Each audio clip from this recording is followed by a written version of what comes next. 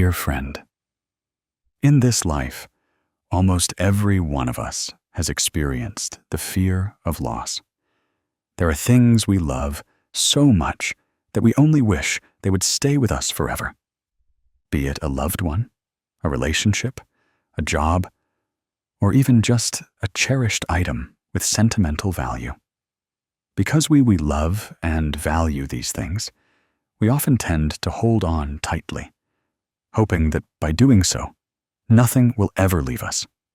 Yet, the tighter we hold, the more anxious and insecure we become. It's like holding sand in your palm. The tighter you squeeze, the more sand slips through your fingers, leaving only emptiness and regret. An old woman once recounted that when she was young, she loved a little bird. Every day, she would feed it and play with it, and its melodious chirping filled her heart with joy. One day, she thought, what if I let it fly away? And it never returns. So she caught it and caged it. Initially, she felt relieved, knowing the bird couldn't fly away. But before long, the bird grew quiet. Its eyes became sad, and it weakened and passed away. She was immensely heartbroken, because the more she tried to hold on to it, the more she lost it entirely. That story is a clear reflection of human psychology. When we cling too stubbornly to holding on, instead of bringing happiness, we sow sorrow in our hearts. The Buddha once taught that all phenomena in this world are impermanent, meaning nothing lasts forever. People are born, then grow old, healthy, then get sick, unite, then separate, full, then empty, have then lose. Impermanence is not something to be feared. It is a natural law that reminds us to live fully in every moment, to cherish what is present instead of just fearing loss. If we understand the truth of impermanence, we will cling less and demand less, and then our souls will naturally become light and at peace. In daily life, sometimes we love someone so much that we don't dare let them go too far, fearing they will abandon us. But the more we try to control them, the more we suffocate that affection, leading both ourselves and the other person to exhaustion. Or we might love our job, love it so much that we pour all our energy into holding on to it. But when it changes, or is no longer suitable, we suffer unending sorrow. Happiness, in truth, lies not in holding on forever, but in knowing when to let go, knowing when to allow everything to return to its natural state. Not everyone immediately recognizes the suffering caused by clinging. At first, we think we are protecting and preserving something precious. But the deeper we go, the more we become chained by anxieties, by the unsettling feeling that one day that thing will be lost. And when it truly is lost, we fall into a deep pit of suffering. If, at that moment, we return to the Buddha's teachings, we will understand that everything is inherently this way. It cannot be forced. We can only flow with it and live. One who knows how to let go is not heartless. It's not someone who doesn't love. Rather, it's someone who loves completely without attachment, cherishing the present moment, but also remaining at peace if tomorrow they must depart. It's like admiring a flower. We know it will wither, but while it's in full bloom, we offer it our sincere admiration. Then, when the petals fall, we smile, remembering the beauty we once witnessed. That is true happiness, a peace unburdened by gain or loss. My dear friend, you must also feel that the profound reason for human suffering is our unwillingness to accept change. We want the things we love to stay forever. We hope joy will last. We wish there were no separation or loss. But life simply doesn't operate according to anyone's personal desires. There is a truth that the Buddha pointed out over 2,000 years ago. A simple truth, yet the foundation of all phenomena in this universe. Impermanence. Impermanence means that nothing lasts forever. Everything changes and flows every second. Our bodies change. Our thoughts change. All relationships, all landscapes transform. But ironically, even knowing this, people still cling to the illusion that they can hold on to something forever.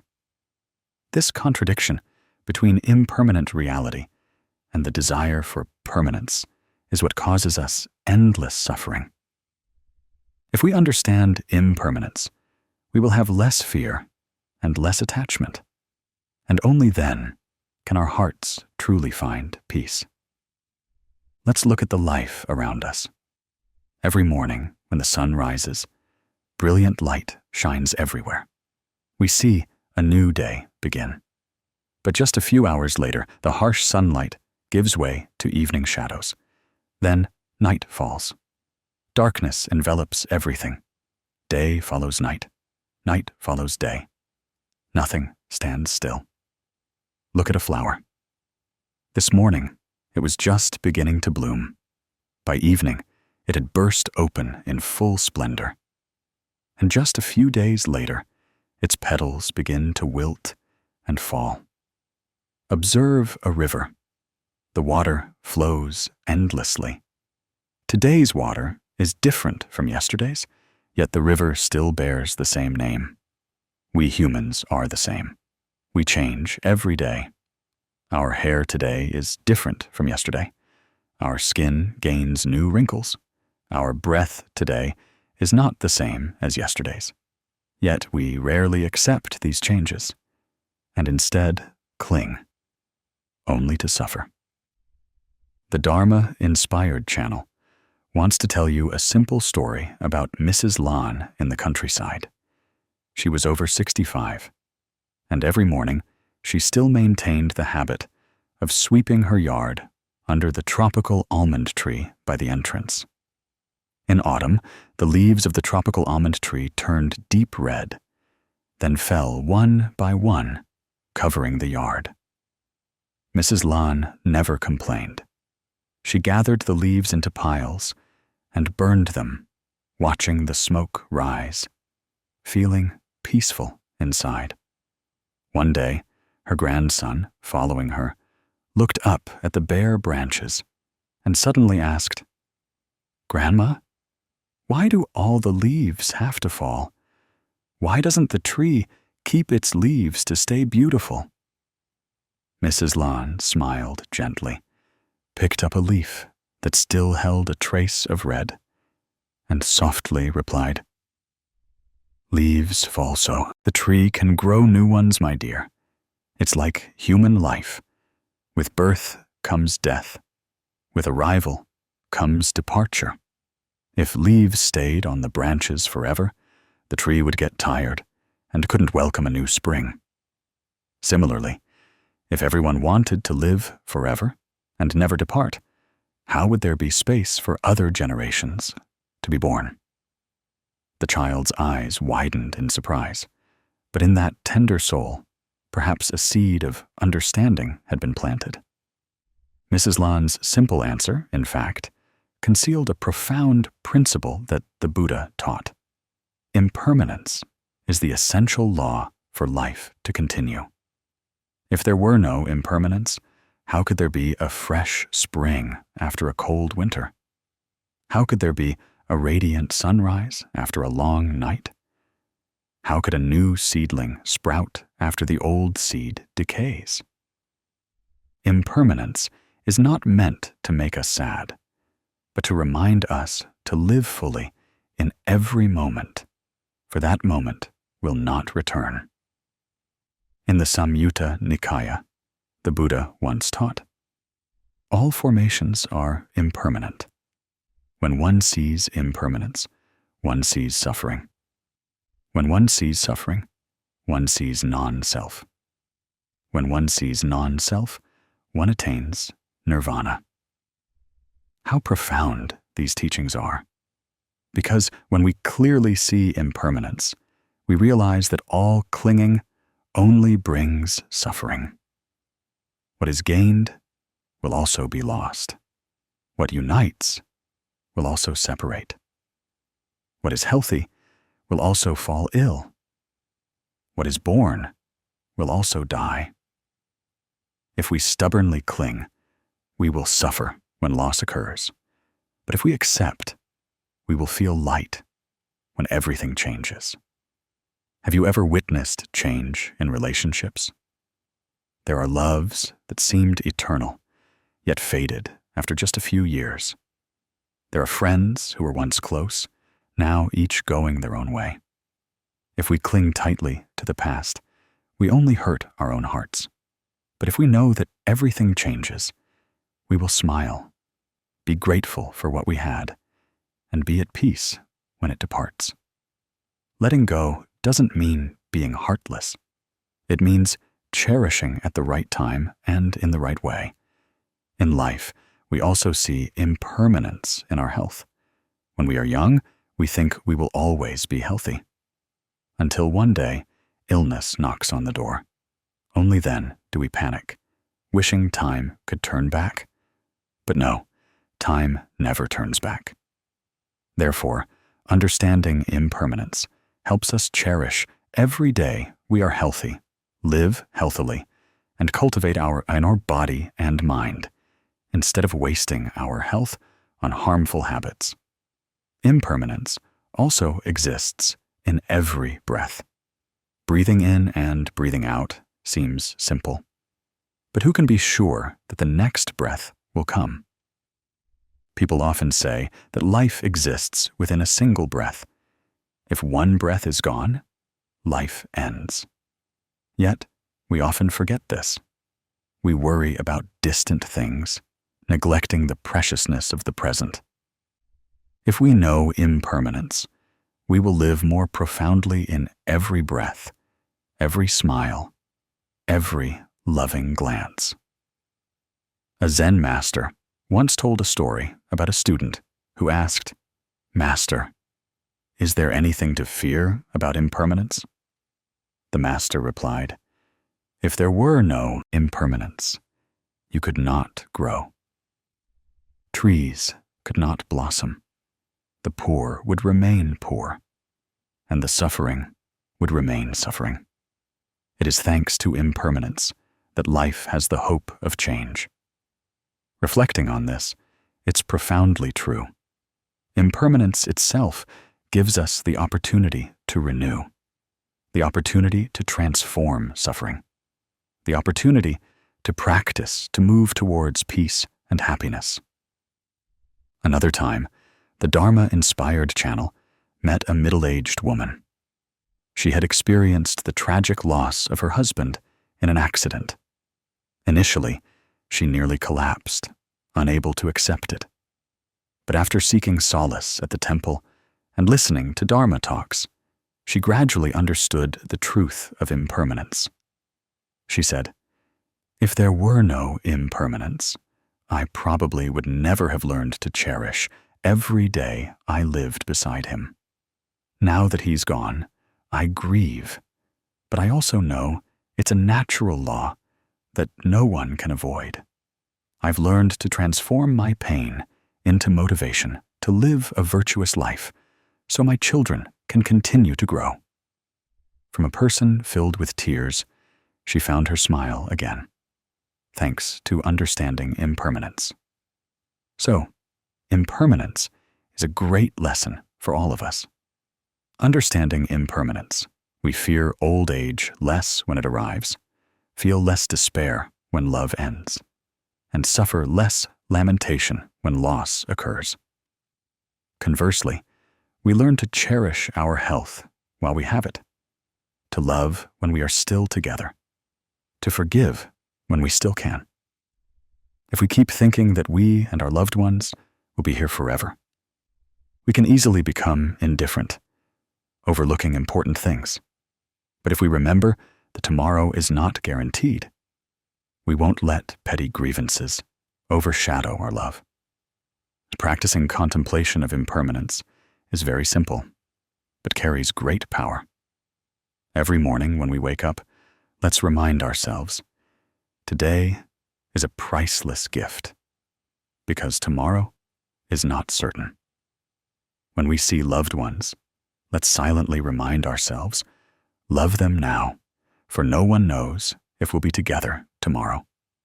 When doing anything, let's put our whole heart into it, because this moment will not return. Living this way, we live profoundly, abiding in the present, and happiness will bloom right here. My dear friend, impermanence is not a mere philosophical concept, but a living truth in every moment of daily life. Understanding impermanence doesn't make us pessimistic. On the contrary, it makes us grateful for life. Every time a leaf falls, remember Mrs. Land's lesson. Leaves fall so new sprouts can emerge, so spring can return. People depart so new generations can be born, so the cycle of rebirth continues. Instead of being sad, let's smile at impermanence to see that all is just the natural flow of life. The Buddha once taught, no one can bathe twice in the same river, for the water has changed, and the person has also changed. So, let's learn to cherish every bath, every breath, every hug, every loving word.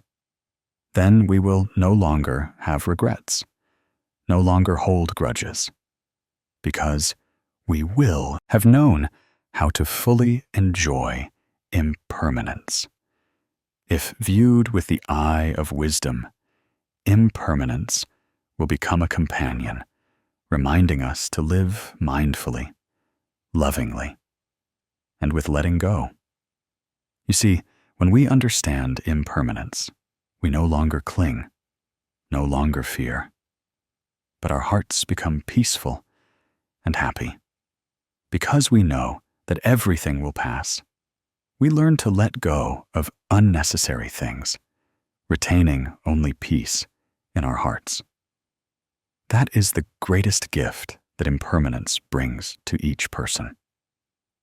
Have you ever wondered why, in life, what causes people the most suffering is not necessarily what we lose, but rather the fear of losing what we currently possess? The fear of losing loved ones, the fear of losing love, the fear of losing a job, the fear of losing wealth, the fear of losing status, the fear of losing youth, the fear of losing ourselves, when one day we must depart from this world. This fear creeps into every thought and action, leaving us in a constant state of insecurity. Sometimes we haven't truly lost anything, but just thinking about the possibility of loss is enough to make our hearts heavy.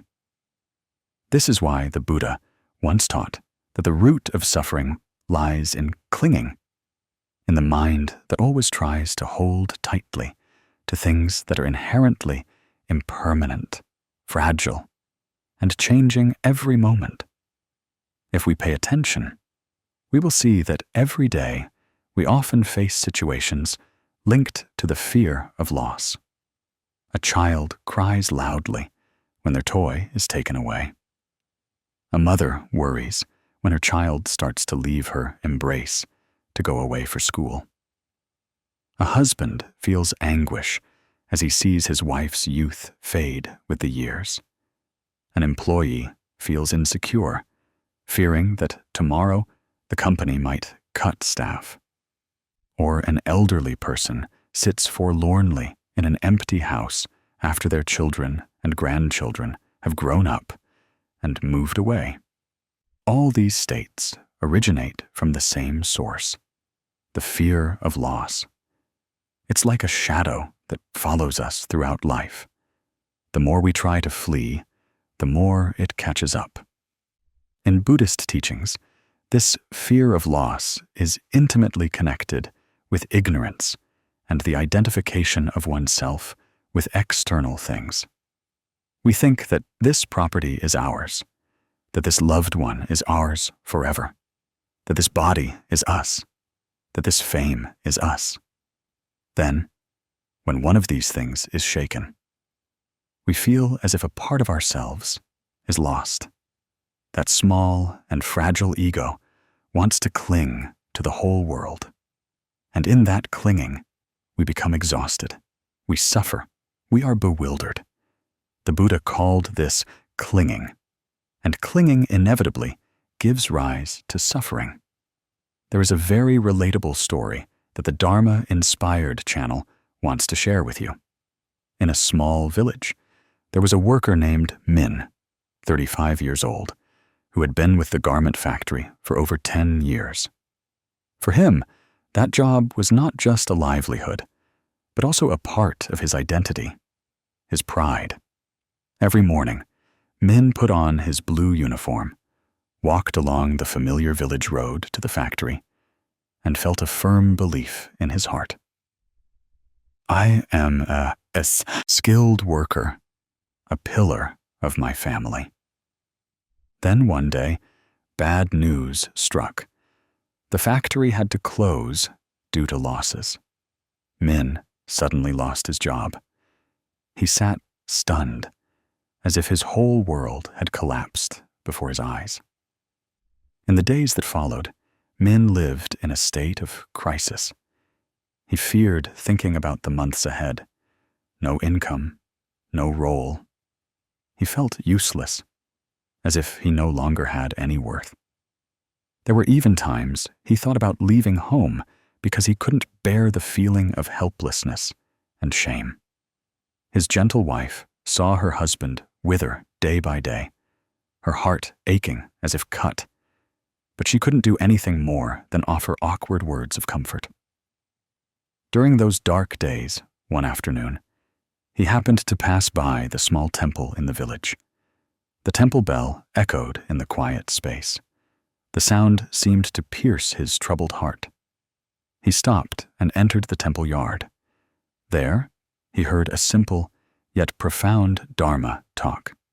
The kind monk taught that we often identify ourselves with our profession, our title, our status.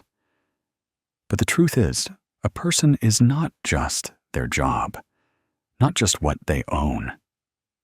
Losing a role doesn't mean we lose ourselves.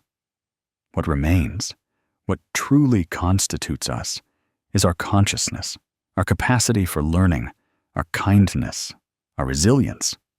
These teachings were like a cool stream flowing into his parched soul. He began to think differently. That's right. I'm not just a garment worker. I am a human being.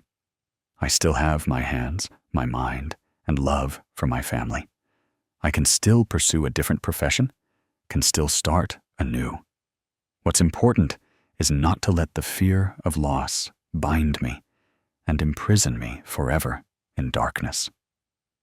From then on, Min gradually regained his composure. He learned new skills, found another job, initially as a freelance laborer, then later secured a position at a small woodworking shop in the area. At first, it was difficult, but he no longer felt as despairing as before. On the contrary, he realized that losing the garment factory was not losing everything, but rather an opportunity to open a different path. More importantly, he learned a great lesson. I am not a title. I am not confined to one job. When he could let go of the fear of loss, he truly found peace in his heart again. Min's story gives us much to ponder. In life, everyone has probably felt lost at times, accompanied by extreme fear. But if we view things through the light of Buddhist teachings, we will see that loss is just a part of natural change. And that very change opens up new opportunities. Just as when one door closes, another opens. Just as a leaf falls to make way for new sprouts. The Buddha once taught that everything that comes into being must perish. When one clearly sees that, the mind immediately lets go and is no longer swayed by sorrow. These teachings are not just a distant philosophy, but a key to living peacefully amidst life's many changes. If we keep clinging, keep being afraid whenever change strikes, we will remain in a cycle of suffering. But when we dare to face and accept impermanence, only then do we feel lightness in our hearts. Only then do we find peace and joy in the present moment. In fact, the fear of loss only dissipates when we learn to trust in the natural operation of karma, cause and effect. Losing a job today might open a different career door tomorrow. Losing an unfulfilled relationship might be so that later we can meet someone who truly walks alongside us. Losing youth, we gain the maturity and tranquility of old age. Losing this body one day, we return to the cycle of rebirth to potentially sow a new life. In Buddhist practice, there are many ways to resolve the fear of loss. One effective method is to contemplate impermanence.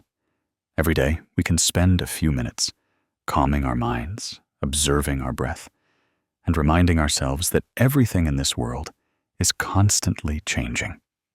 Our bodies are changing every second. The scenery around us is changing every minute. Emotions and thoughts are also impermanent, coming and going. When we truly absorb this truth, the fear of loss will gradually dissipate. Because we understand that there is nothing truly to lose, only continuous transformation. Another way is to cultivate contentment. A contented person no longer fears loss because they cherish what they have right in the present moment. A simple meal, but full of love. An afternoon spent watching the sunset with loved ones. The joyful laughter of children. These are what constitute true happiness. When we learn to be content, we are no longer overly fearful each time something departs, because we understand that happiness doesn't lie in possession, but in appreciation. And above all, practicing chanting the Buddha's name is the path that brings us back to profound inner peace. Each recitation of the Buddha's name is like a guiding light. It reminds us that all suffering is merely temporary, just ripples on the surface of sorrow. When the mind turns towards the Buddha, fear also gradually dissipates. Because we know that we are not alone, but are relying on a boundless source of peace. My dear friend, the fear of loss is inherently a part of life, but it is not an unchangeable destiny. We can transform that fear with understanding, with faith, and with practice. Like Min in the story, from a state of despair due to losing his job, he learned to look within himself and recognized a truth. I am not just what I own. By overcoming fear, he found renewed faith and peace. Let your heart be open. Learn to let go of attachment. Then you will realize that nothing is truly lost, only transformation in the endless cycle of rebirth. And when you understand that, you will truly live fully in every moment, no longer terrified of change. As the Buddha once taught, whoever clearly sees impermanence will live without fear. Do you notice that in life, sometimes when someone mentions the words letting go, we misunderstand it as indifference, as abandoning, as a cold, uncaring attitude? Some people think that Letting go means no longer needing to love, no longer bearing responsibility, no longer caring about life. And this misunderstanding has made many people fearful of hearing the words letting go, because they believe it goes against love and against moral principles. But in the light of Buddhist teachings, letting go is absolutely not like that. Letting go is wisdom. It is a way to keep love pure, unentangled. Neglect, however, is coldness and irresponsibility. Let's look at a very relatable situation in daily life. A mother sees her child addicted to their phone, glued to the screen all day. The mother loves her child, worried they would go astray, so she scolds, snatches the phone, even cries and pleads. That love was full of attachment, full of anxiety. The mother had not learned how to let go, so her love turned into chains, causing suffering for both mother and child. If she knew how to let go, the mother would still love her child, still care. But her mind would be more at peace, knowing that her child also needs to grow up, needs to stumble to learn. Letting go doesn't mean turning away and not looking, but loving her child with mindfulness, without turning love into a suffocating bond. In the scriptures, the Buddha repeatedly reminded that letting go is the doorway to wisdom. Because when the mind still clings, still tries to hold on, it's like a hand that is already full, unable to receive any other gifts. Conversely, when we dare to open our hand, dare to release unnecessary things, then our hearts will expand, able to receive wondrous things. Abandoning is different. Abandoning is turning one's back on life, running away, being heartless. One who lets go still lives fully in the present, still loves, but without clinging. One who abandons, closes their heart, lives only for themselves, and lets others be as they may. These are two completely different paths. There is a very famous Zen story that many have heard, and I want to retell it so we can contemplate it together. Long ago, there was a young man named Tuan who was very intelligent, read many books, and knew many theories. So when he heard that there was a young monk with brilliant practice named Master Tom residing in a small temple, Tuan immediately sought him out to study the Dharma. In his heart, Tuan thought that he already knew a lot, and just a little more guidance would lead him to enlightenment. When he met the master, Tuan constantly boasted, "I have read this book and researched that doctrine. I have studied here and attended that course." His words flowed continuously, ideas following one another like a swift current. Master Tam listened for a while, then smiled and poured tea for Tuan. As he poured, the master kept pouring until the tea overflowed, spilling onto the table. Tuan exclaimed in alarm, "Master, it's overflowing. The cup is full. Why are you still pouring?" The master calmly looked at Tuan and said, "A full cup cannot hold more. Your mind is the same. When it is full of attachment to knowledge, full of self-satisfaction, even if the wisdom of the Dharma is right before you, you cannot receive it. To learn, you must first let go. Allow the cup of your mind to be empty. Then it can contain the water of wisdom." That story seems simple, yet it holds a profound lesson. Letting go here doesn't mean giving up everything, but letting go of clinging, letting go of the arrogant ego. When the mind is full, there's no room for light to enter.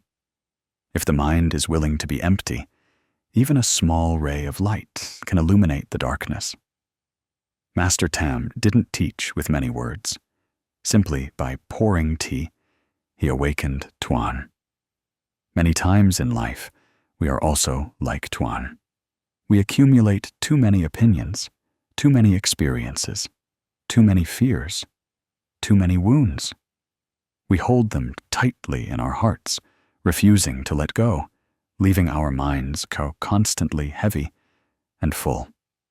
That's why when someone offers us advice or comfort, we cannot receive it. Like a cup that is already full, even a single drop will overflow. But if we dare to let go, dare to release, only then can we listen. Only then can we receive. Someone asked, "So does letting go mean turning your back on everything and not caring anymore?" The answer is definitely no. Letting go is wisdom, while abandoning is ignorance. A father watches his child fall while learning to ride a bicycle. If he immediately rushes to help them up, the child will never learn to stand up on their own. But if he abandons them, not even looking, the child will be hurt. A skillful father will observe calmly, ready to support when needed, but still allow the child to experience things for themselves. That is, letting go with love in Buddhism. Letting go is also understood as letting go of clinging. If we cling to fame, we suffer from losing it. If we cling to money, we suffer from the fear of losing it. If we cling to loved ones, we suffer from the fear of separation. When we let go of clinging, we still love, still live wholeheartedly, but no longer allow our minds to be bound by the fear of loss. Letting go in this way does not diminish love. On the contrary, it makes love purer, because it is not accompanied by fear, not accompanied by selfishness. There is another easy-to-imagine example. When you hold a handful of sand in your hand, the tighter you squeeze, the more sand slips through your fingers. If you relax your hand and let the sand rest, you keep more. Love is the same. When we hold on tightly, when we try to control, love loses its naturalness. When we let go and allow love to flow naturally, love becomes more enduring and beautiful. In daily life, to practice letting go without abandoning, we can apply some very practical methods.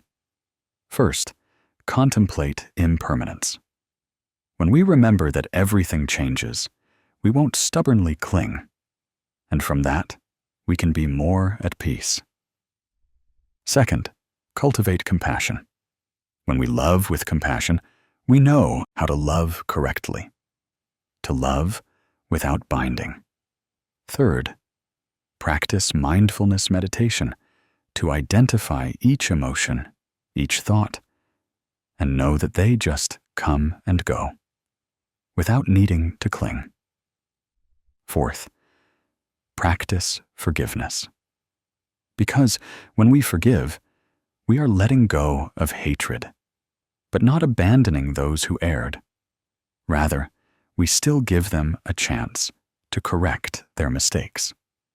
A practitioner once said that letting go is like taking off a heavy backpack weighing on your shoulders. You feel light and refreshed. But the important thing is that you don't chop off your own legs. Abandoning is like chopping off your legs, unable to take another step. Letting go is to go further, to go more peacefully. Abandoning is to stand still in indifference. This difference needs to be recognized so we don't confuse them. My dear friend, looking back at your life, have you ever confused letting go with abandoning?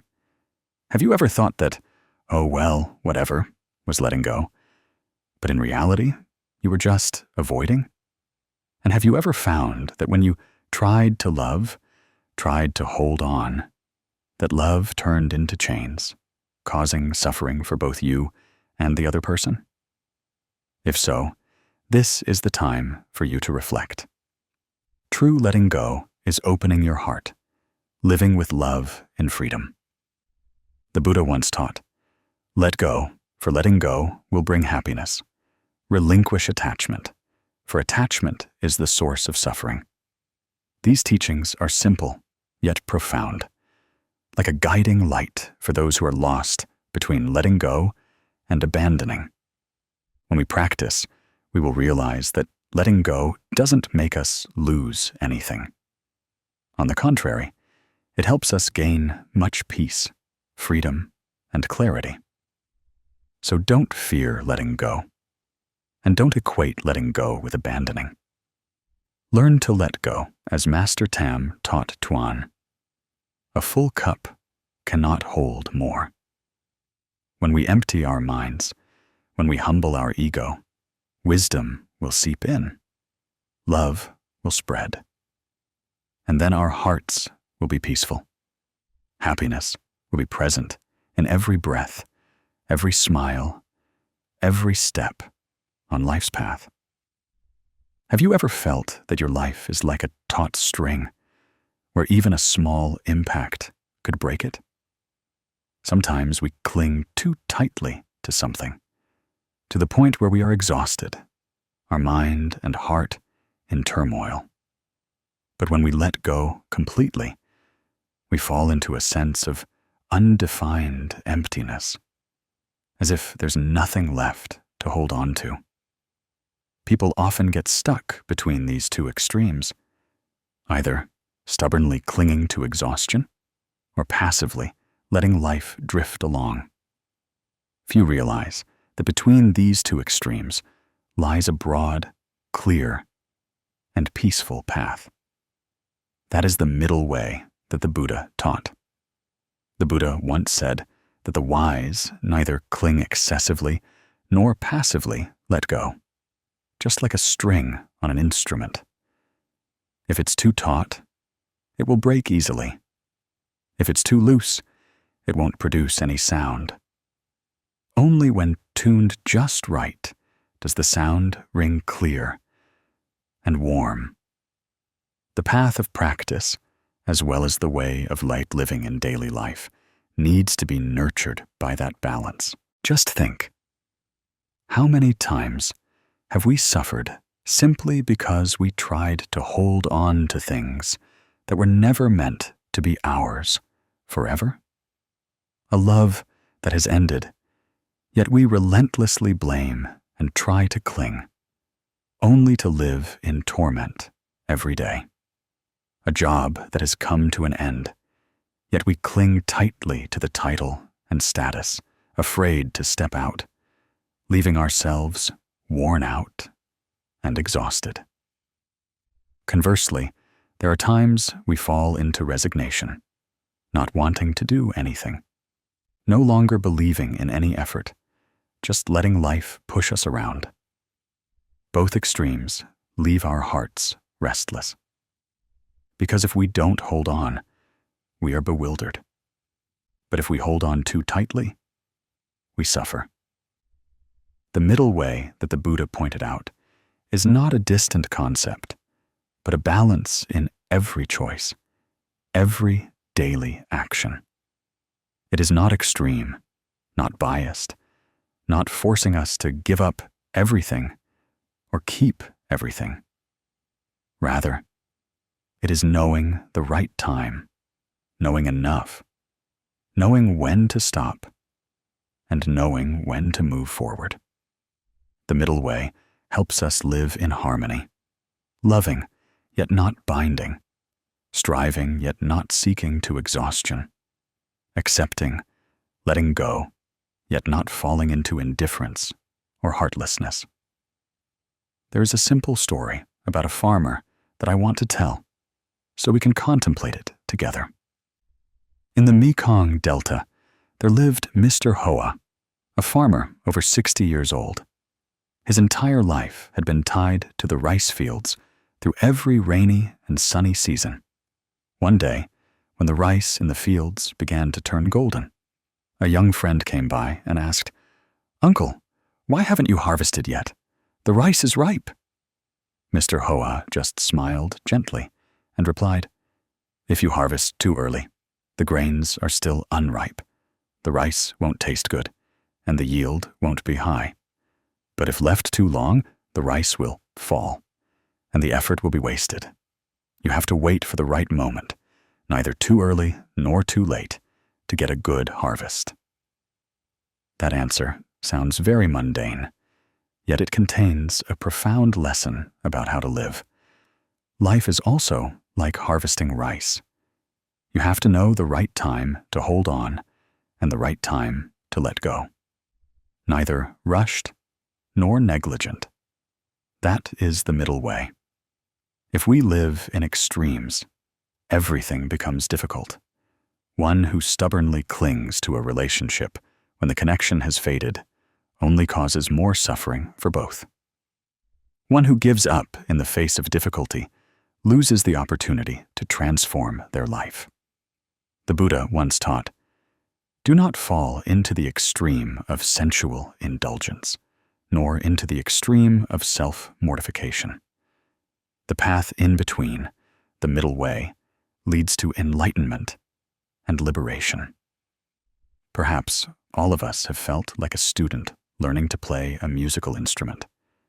When first learning, we often fumble, either tightening the strings too much or leaving them too loose, never achieving the desired sound. Only by listening, feeling, and adjusting just right does the sound ring clear and the melody resonate. The human heart is the same. If we live in harmony, not excessively, not deficiently, then the mind will settle, become clear, and at peace. In Buddhist teachings, letting go does not mean abandoning responsibility or turning one's back on life. Letting go is simply letting go of attachment, letting go of craving, letting go of the clinging that causes us suffering. And the middle way is how we both maintain love and prevent that love from turning into binding chains. We still work, still contribute, still love, but we don't let ego and ambition dominate. Remember the story the Buddha once taught his monks. When a thirsty person drinks too little, their thirst is not quenched. But if they drink too much, their body will be uncomfortable, even fall ill. Only when drinking just enough do we feel comfortable and healthy. Everything in life is the same. We must know when to stop at just enough. The more you embrace, the more tired your heart becomes. The more you let go entirely, the emptier your heart feels. But only when we know the middle way can we abide in the present, no longer pulled by two extremes. Practicing the middle way in life is not some lofty endeavor. Sometimes it's simply knowing when to rest after stressful work hours instead of exhausting oneself. It's knowing how to listen and share in a relationship instead of trying to control or ignoring it. It's knowing how to cherish what we have, but also being ready to let go when the karmic ties have run their course. Someone once asked, "If I don't hold on, will I lose everything?" The answer is no. Because when we know how to live the middle way, we don't lose. We gain more. We gain peace in our soul, freedom in our thoughts, lightness in every step. It is precisely when we don't cling too tightly that we can open our hearts to receive. It is precisely when we don't give up passively that we have enough resilience to move forward. The farmer with the golden rice field gave us a lesson. Harvesting rice at the right time yields a good crop, while at the wrong time, everything is lost. Our lives are the same. If we know the right time to hold on and the right time to let go, our hearts will be at peace and our minds will be clear. That is the middle way. The Buddha once taught, "The one who knows contentment is the richest. The one who knows when to stop is the most peaceful." The middle way not only helps us escape suffering, but also teaches us how to live fully, to live in balance, so that happiness can bloom in every breath. And when our hearts are at peace, this world naturally becomes gentle and warm. Have you ever wondered why the more we try to hold on to something, the more tired and distressed we feel? From ancient times, people have had the habit of holding tightly to what they love and cherish. From love and family bonds to money and fame. We always think that holding on tightly will make things last, that clinging will prevent loss. But then we discover a contradictory truth. The tighter we hold, the more it hurts. The more we cling, the more exhausted we become. This is because the nature of all things in this life is impermanence. Nothing lasts forever in the form we wish to keep. Try to recall the feeling when you hold a taut string. If you hold it gently, your hand is fine. But if you squeeze tighter and the string is pulled hard, your palm will sting, perhaps even bleed. That pain is not caused by the string itself, but by your hand trying to hold on too tightly. Life is the same. Many of our sufferings don't come from external events, but from how we hold on to them, how we cling to them. The Buddha taught that the root of suffering lies in craving and clinging, meaning excessive desire and stubborn attachment. We fear loss, fear change, fear emptiness, so we cling. But the law of life is impermanence. Everything changes and transforms. When we stubbornly resist that law, we are bound to suffer. It's like trying to hold the wind in your palm. The tighter you close your fingers, the more the wind slips away. I want to share a small story with you to better illustrate the meaning of holding on and letting go. In a small village, there lived a girl named Han, who was 10 years old. One day, Han accidentally caught a small sparrow that had wandered into her yard. Joyful, but fearing it would fly away, Han quickly cupped her hands around it. The bird struggled, flapping its wings repeatedly. Fearing it would escape, Han squeezed her hands tighter. The bird continued to struggle, then gradually weakened until it no longer moved. When Han opened her hands, she froze, seeing the small bird lying motionless, its eyes closed as if in reproach. Tears streamed down Han's face, for she never meant to harm the bird. She only wanted to keep it with her. But precisely because she held on too tightly, she caused it to lose its life. That story is heartbreaking, yet it is a profoundly clear metaphor for how we often treat the things we cherish. We love someone. We fear losing them. So we control, bind, and cling. And then that love suffocates, eventually breaking apart. We want to keep money and possessions, so we hoard them, living in anxiety, fearing theft, fearing depletion. But when we close our eyes forever, what can we take with us? We want to keep our youth and beauty, but time still flows, hair still turns gray, skin still wrinkles. We are left only with sadness and regret. All that suffering comes from one word: holding. In Buddhist teachings, clinging goes against the law of impermanence because all phenomena are inherently impermanent. The Buddha once taught that all things and phenomena in this world are impermanent, meaning they are constantly changing every second. Today's beauty will fade. Today's youth will age. Today's vibrancy will wither. If we don't understand and accept this truth, but instead stubbornly cling, we are chaining ourselves to a rope full of suffering. Many people in life cannot bear the fear of loss. Some, upon losing their job, suffer immensely.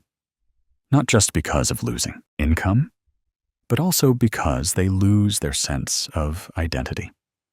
They identify themselves with their title, with their position. So when that is lost, they think they are lost too. Some, when a relationship ends, no longer wish to live, because they believe life only has meaning with that other person.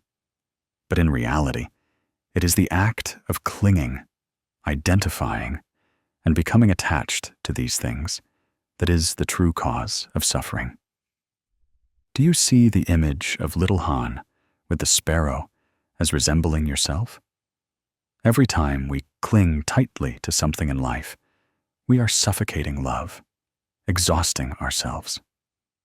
If little Han had known to hold gently, cradling the bird in her hands so it could breathe, so it could fly away when needed, she would have kept her joy intact. But because her fear of loss was too great, she lost the most precious thing. We are the same. The lesson here is not that we shouldn't love or cherish anything, but that we need to know how to love correctly, how to hold just enough, and how to let go at the right time. Love does not mean possession. Cherishing does not mean imprisonment. Caring does not mean binding. True love must allow the person we love to be free. Allow things to unfold according to their own laws.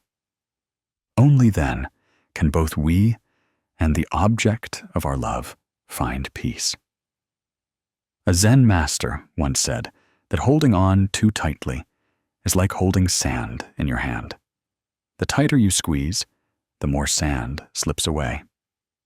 If you gently open your hand, the sand rests peacefully. Life never allows us to keep everything. The more we try to hold, the more we lose. Only when we know how to relax, how to appreciate, but without clinging, do we truly find peace. In daily life, we can practice this through mindfulness. When we experience joy, instead of worrying it will be lost, we simply live fully with that joy in the present moment. When faced with sadness, instead of trying to deny or cling to it, we simply look directly, acknowledge it, and let it pass like clouds drifting by. Chanting the Buddha's name, contemplating impermanence, practicing contentment, practicing forgiveness, these are ways for us to release our stubborn clinging. The Buddha once taught that clinging is the cause of rebirth. It is because of craving that beings endlessly wander in the cycle of existence. If we understand that clinging is merely an illusion, we will learn to open our hearts and relax our grip. When our hands open, instead of losing, we gain the opportunity to receive many new things. Just like little Han, if she had known to let the sparrow fly away, she would still have kept a beautiful memory in her heart instead of pain. Therefore, the more we cling, the more we suffer. But when we let go, our hearts open wide, not letting go to abandon, but letting go to live fully, to love without binding, to let our hearts be at peace. One who knows when to let go is one who knows how to live in accordance with the law of impermanence, not resisting the flow of life, but flowing with it in serenity and clarity. At this point, You might ask, if I let go of everything, what is left to live for? But letting go doesn't mean we reject life. Letting go is simply letting go of attachment, letting go of craving. We still live, still work, still love, but our hearts are light and unbound. It's like a person holding a flower in their hand. They still enjoy its fragrance and beauty, but don't crush its petals. They admire it, cherish it, and when the petals fall, they smile in acceptance. That is the beauty of impermanence, the serenity of letting go. When we understand this, we will feel much lighter. We will no longer fear loss, because we know that there is nothing we can hold on to forever. We will no longer suffer from clinging, because we know that true love is not about binding. And every day, we can practice letting go a little, so our hearts expand and our love shines brighter. As the Buddha taught in the Dhammapada, by abandoning craving, there is no sorrow. Whoever has no craving has no fear. That saying is a gentle reminder that happiness is not about how much we can hold on to, but about how much we can let go. My dear friend, in life, each of us, more or less, has stood at difficult crossroads, places where we are forced to ask ourselves whether to let go or continue to hold on, especially in love, marriage, work, or even in family relationships and friendships. The most common human psychology is the fear of loss, the fear that letting go means failure, defeat, the fear that when we leave, we will have nothing left. It is this fear that causes many people to cling stubbornly to a painful marriage, a job that is no longer suitable, or even an old habit that wears down the soul. But if we look deeply into Buddhist teachings, we will see that letting go at the right time is precisely an expression of wisdom, of compassion for oneself and for others. Letting go does not mean abandoning, and certainly not defeat. Rather, it is a way to grant freedom, opening a path to healing for both sides. If viewed through the light of impermanence, we will see that everything in life is constantly changing. Nothing belongs to us forever. From possessions and fame to our closest relationships, people suffer precisely because they always want to stubbornly hold on to things that are inherently not everlasting. Letting go at the right time is an awakening, a realization that some things have run their karmic course and it's time to return them to life. In the Dhammapada, the Buddha once taught that the root of suffering is clinging. The more we try to hold, the more we suffer. The more we let go, the lighter our hearts become. This does not mean we deny all values, but that we know when to stop, so that we ourselves, and all those involved, no longer have to bear unnecessary suffering. A small but moving story can illustrate this. It is the story of Miss Mai, a woman in her 40s. She married young, nurturing many hopes for a harmonious family. But life was not a dream. Her husband was hot-tempered, prone to jealousy, and even violent on several occasions. For years, she patiently endured, thinking that one day everything would change, that love would eventually transform him. But months and years passed. Physical wounds eventually healed, but the wounds in her soul bled more and more. One day, sitting alone, watching her 2 children grow up amidst the family's tension, she burst into tears. She realized that clinging to a violent marriage not only destroyed herself, but also sowed insecurity and harm in her children. Finally, she decided to let go. She told her husband, "I choose to leave, not to lose, but for both of us to be free." Hearing these words, many might think Ms. Mai was weak and gave up midway. But if we look deeper, we will see that it was a demonstration of courage. Letting go in this situation was not escaping, but an act stemming from love and wisdom. She understood that continuing to cling would only cause suffering for both, while letting go at the right time could open a new opportunity for both individuals to find a more peaceful way of life. And indeed, after leaving that marriage, Ms. Mai began a new life. Though difficult, her heart was lighter than ever. In reality, many people are like Ms. Mai. They don't dare let go because they fear being judged by others, afraid of being seen as a failure. But the Buddha taught that the important truth lies not in what others think, but in whether our hearts find peace. Letting go does not mean failure. It is a conscious choice to end suffering. It's like holding a thorny rope. The tighter you hold it, the more your hand stings and bleeds. Letting go is not because you are weak, but because you are wise enough to know that only by letting go will your hand no longer ache. A small mindfulness exercise can help us practice letting go at the right time. When the fear of loss arises in your heart, instead of frantically clinging, stop, take a deep breath, and ask yourself, does this truly belong to me? Can it stay with me forever? When you answer honestly, you will realize that nothing truly belongs to us completely. Not even this body stays with us forever, let alone possessions, fame, or other people.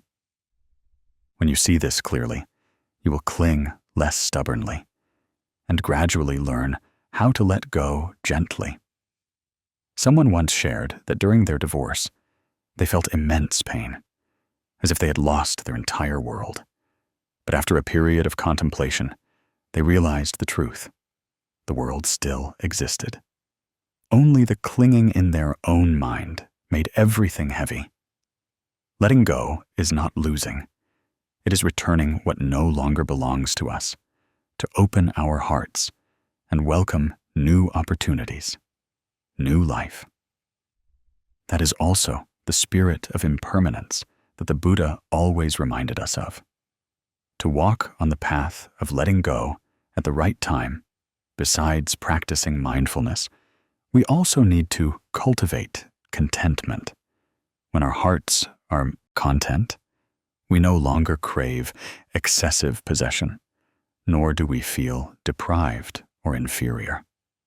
A contented person will find it easier to let go because they don't prioritize winning or losing, gaining or losing.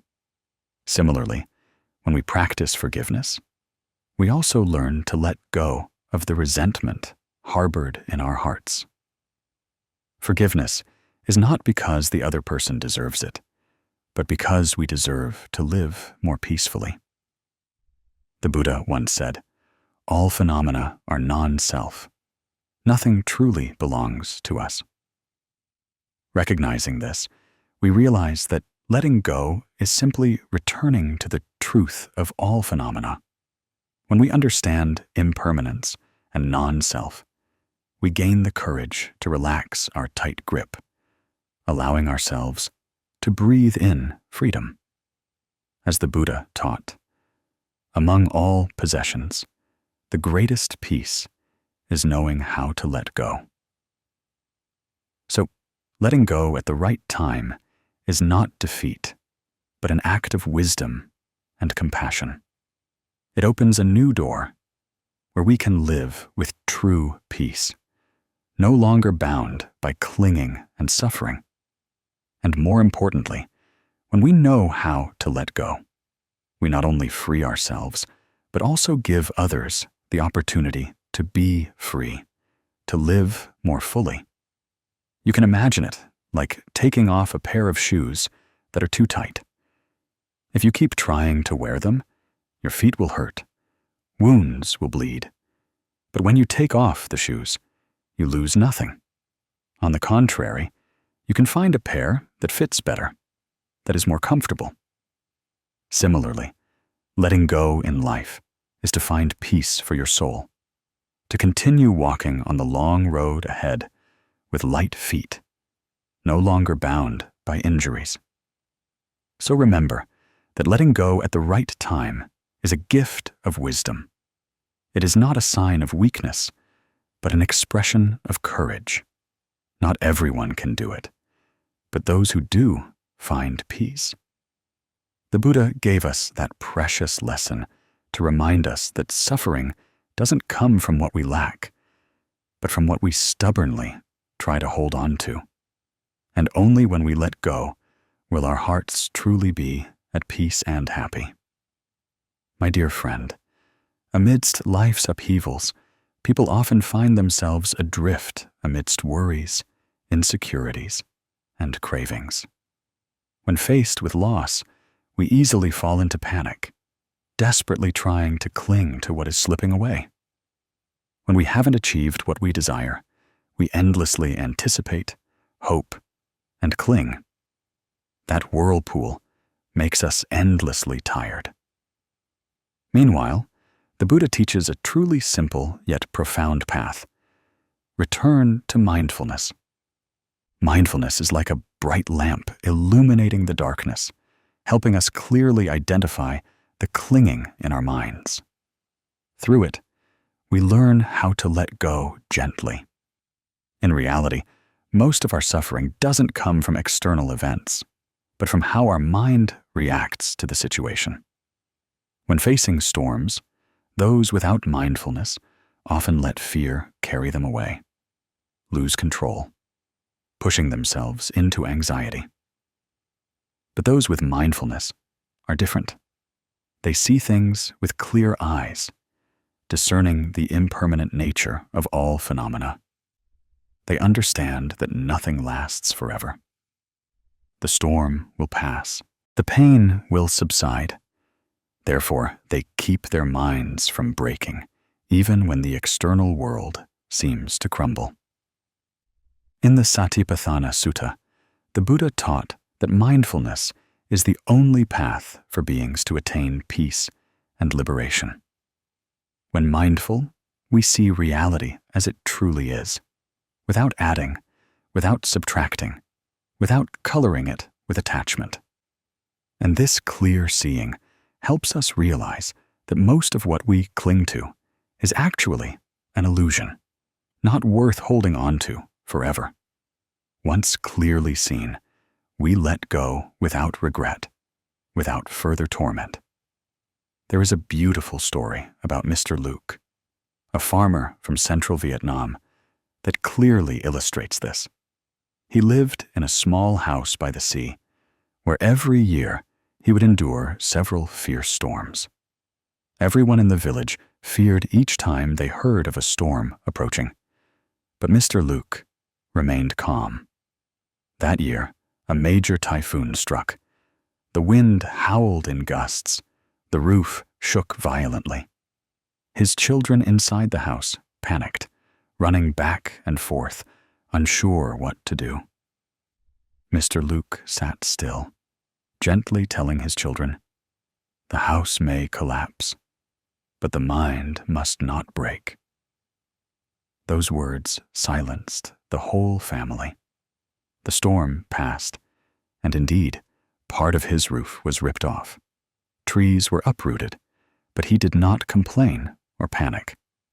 The next morning, he and his children set to rebuilding the house, still with a smile. Mr. Luke's story astonished many in the village, but that was the power of mindfulness. He understood that storms are natural laws. Humans cannot prevent them. They can only keep their minds from being carried away. Thanks to mindfulness, he maintained his composure even when loss was present. And by maintaining composure, he did not sink into despair, but calmly rebuilt from scratch. This is an incredibly valuable lesson for all of us. In times of suffering or upheaval, mindfulness doesn't prevent us from encountering all storms, but it helps us stand firm amidst them. It doesn't eliminate all losses, but it gives us the strength not to be overwhelmed by them.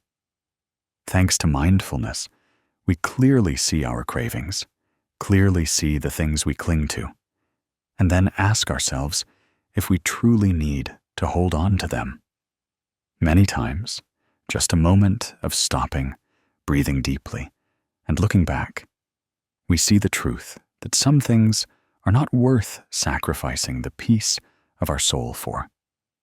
A young man once recounted that every time he experienced failure at work, he would fall into a crisis, feeling like he had lost everything. But when he practiced mindfulness, he learned to sit still, breathe, and observe his emotions. He realized that failure didn't kill him. It was just a passing breeze. And seeing this clearly, he no longer suffered excessively. He even saw opportunities to learn.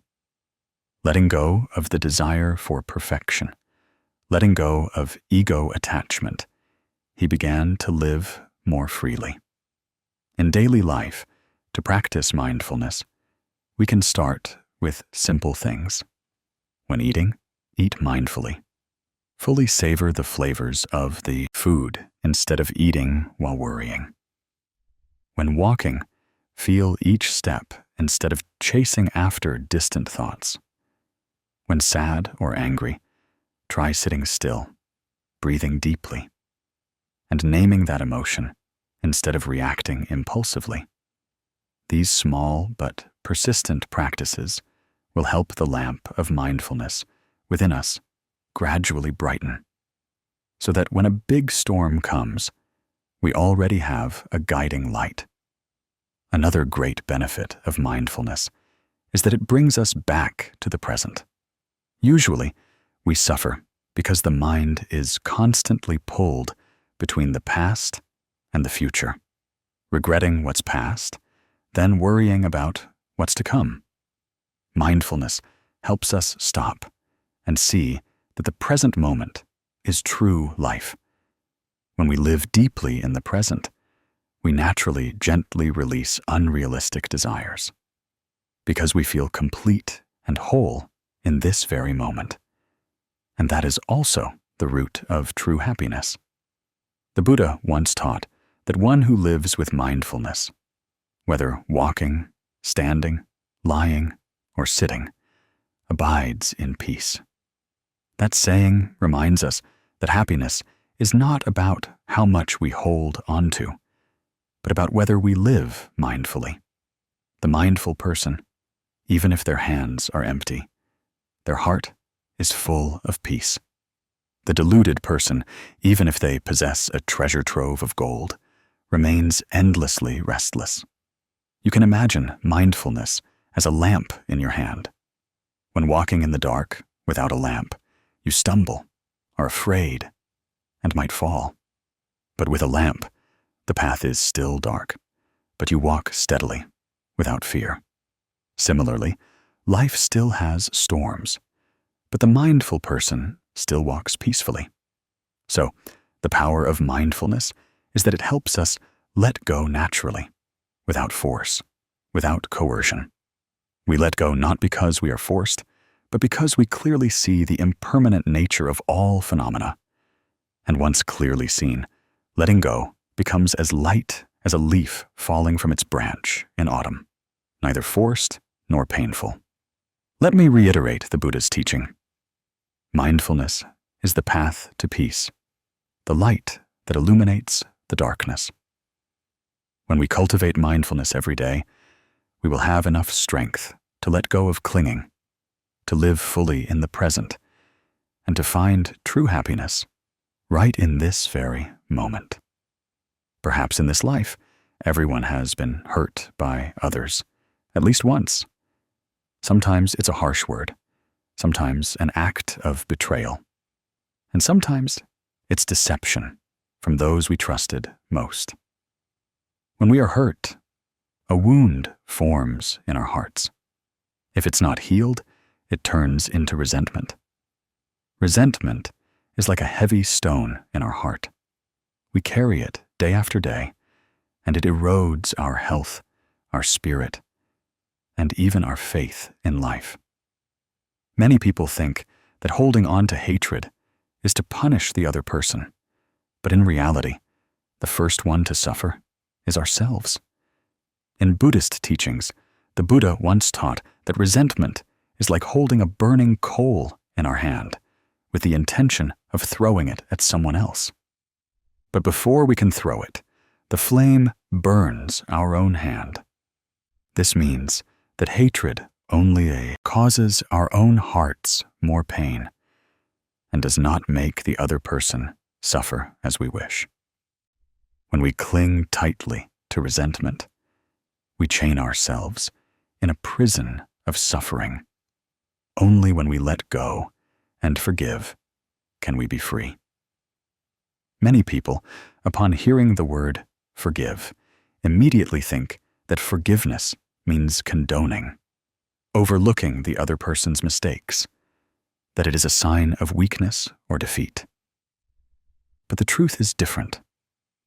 Forgiveness is not about the other person escaping punishment, but about us escaping the burden in our minds. Forgiveness is not agreeing with the wrong, but choosing not to let that wrong continue to control our lives. Forgiveness is an act of freeing ourselves, liberating our hearts from the chains of hatred. In life, so many people live in torment because they cannot forgive. There are siblings who turn their backs on each other for life over a property division.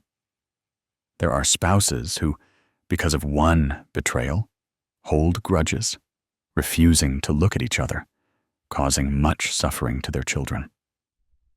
There are close friends who sever their relationship over one misunderstanding, all because they cannot let go of resentment. But the more hatred we hold, the more restless our hearts become, like a wound that is constantly being scratched and can never heal. The Buddha taught that human life is inherently short and impermanent. Every breath is precious.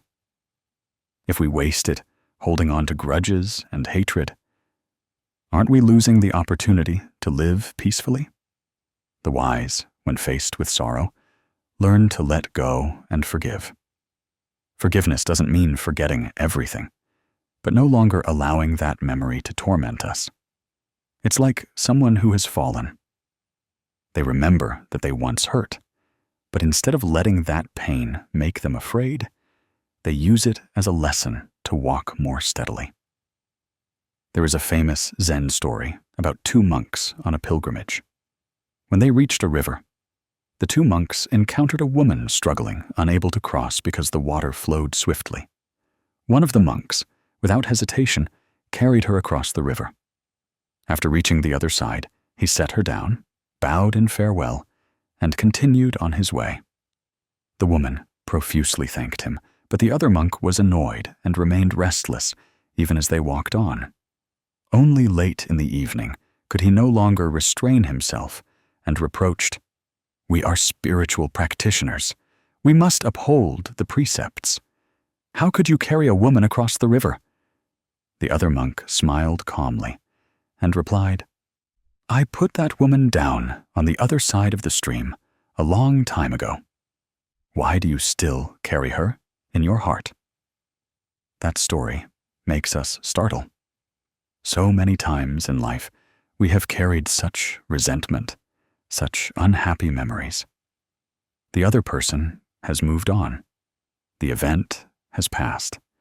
But we keep carrying it in our minds, day after day, like carrying a heavy bag on our shoulders. As long as we haven't forgiven, we haven't been free. There's another, perhaps more relatable, everyday story. the story of Nam and Phúc. Two childhood friends, Nam and Phúc, had been close since elementary school. But when they grew up, during a business deal, Phúc deceived Nam to seize a significant sum of money. Nam discovered it, feeling extreme pain and disappointment. From then on, Nam harbored a grudge. Every time Phúc name was mentioned, Nam's face darkened, his eyes blazing with anger. He swore he would never forgive that betrayer. Then time passed. Nearly 10 years later, Nam accidentally met Phúc again. This time, Phúc was no longer as he used to be. He lived quietly in suffering because his past mistakes had ruined his career, and his family was also fractured. Meeting again, Nam saw a thin and miserable Phúc. Initially, Nam's heart welled up with resentment again, but then, in a moment of deep insight, he realized that for the past 10 years, the one who suffered the most was not Phúc, but himself. All those years of holding grudges, he lost so many opportunities to live joyfully, lost even the peace in every sleep. He suddenly sighed and said, "I forgive you, not because you deserve it, but because I don't want my heart to be heavy anymore." Forgiveness in that moment transformed Nam into a different person. The resentment, like a stone in his heart, was suddenly lifted. He felt as light as if he had just set down a heavy burden after a long journey. That night, he slept soundly, for the first time in 10 years. Through these stories, we see that forgiveness is a form of letting go. Letting go of hatred is not forgiving others, but forgiving ourselves. When we forgive, we open the door for compassion. When compassion fills the heart, hatred has no place to dwell. Forgiveness is also an expression of wisdom, because we clearly see that holding on to grudges only causes us suffering, while forgiveness helps us find peace. In Buddhist practice, there are many ways to cultivate a forgiving heart. One effective method is to practice contemplation. We sit down, breathe deeply, then think about the person who once hurt us. We try to put ourselves in their shoes to see that they too are just human, with their own greed, hatred, and delusion. They may have made mistakes out of ignorance, circumstances, or personal weakness. When we understand this, our hearts gradually relax. Another method is to chant the Buddha's name. Every time anger or resentment arises, we silently chant Namo Amitabha Buddha to calm our minds, preventing them from being carried away by the fire of hatred. Forgiveness also needs to be practiced in daily life, starting with small things. When someone accidentally cuts us off on the road, when a colleague accidentally says something that upsets us, when a loved one accidentally forgets something important, we can practice breathing and letting go right then. Each small act of forgiveness like this helps our mind grow a little larger. The compassion in our hearts increases a little more, until when faced with greater hurts, we are strong enough to truly forgive. There's a saying, "One who knows how to forgive is strong. One who knows how to empathize is great." Forgiveness is an inner strength, because not everyone is brave enough to set down the heavy stones in their heart. Ordinary people often think that revenge is strength, but in truth, only forgiveness is true strength. Revenge causes hatred to pile up, while forgiveness ends hatred. The Buddha once taught in the Dhammapada, "In this world, hatred cannot eradicate hatred. Only love can eradicate hatred. This is an eternal law." These teachings remain true to this day. So, in life today, if you are carrying a wound in your heart, try once to let go. Try to forgive. Not for the other person to find peace, but for you yourself to be able to walk lightly. Forgiveness sometimes doesn't need to be spoken. It only needs to be a choice in your heart to no longer harbor resentment. Forgiveness is sometimes also forgiving yourself for the mistakes you may have made. Because if you don't forgive yourself, your heart will never be at peace. You see, forgiveness is not something distant. It exists in every mindful breath. In every moment, we know how to stop, look deeply, and choose love instead of hatred. When we forgive, we are sowing seeds of compassion in our hearts. And from those seeds, one day, the flowers of peace will bloom in our souls. In life today, perhaps few escape the obsession with money, possessions, and material comforts. People often believe that having a lot of wealth will make life less difficult, more leisurely, and happier. But the more they chase, the more they crave, the more restless their hearts become. Many people who get one house then want a second. Those with a small car crave a more luxurious one. Those with a stable job still feel it's not enough, always worrying about losing what they possess. Thus, suffering doesn't just lie in deprivation. Sometimes it appears right amidst abundance. The richer one gets, the more they worry. They worry about holding on to wealth, worry about loss, worry about others eyeing their possessions, worry about illness striking, worry about old age and weakness preventing enjoyment. All these anxieties are like an invisible rope binding people tightly, making them unable to sleep peacefully, unable to live at ease. The Buddha once taught that the root of suffering lies in greed, hatred, and delusion. Greed here is not just greed for money, but also greed for fame, power, and possession. But among these three, material greed is the most obvious and also the one that causes people the most turmoil. Because material possessions are inherently limited, the more one accumulates, the more one feels a lack. The tighter one holds, the more one fears losing control. It's like holding a handful of sand. The tighter you squeeze, the more sand slips away. Ultimately, your hand is left with only emptiness. When the mind is not content, even sitting on a pile of gold and silver, one still feels hungry and thirsty. But when the mind is content, a simple meal of rice and vegetables is also happiness. A simple home becomes a place of peace. There's a story I want to tell for us to contemplate this. It's the story of Mr. Hung, a renowned, wealthy merchant in the region.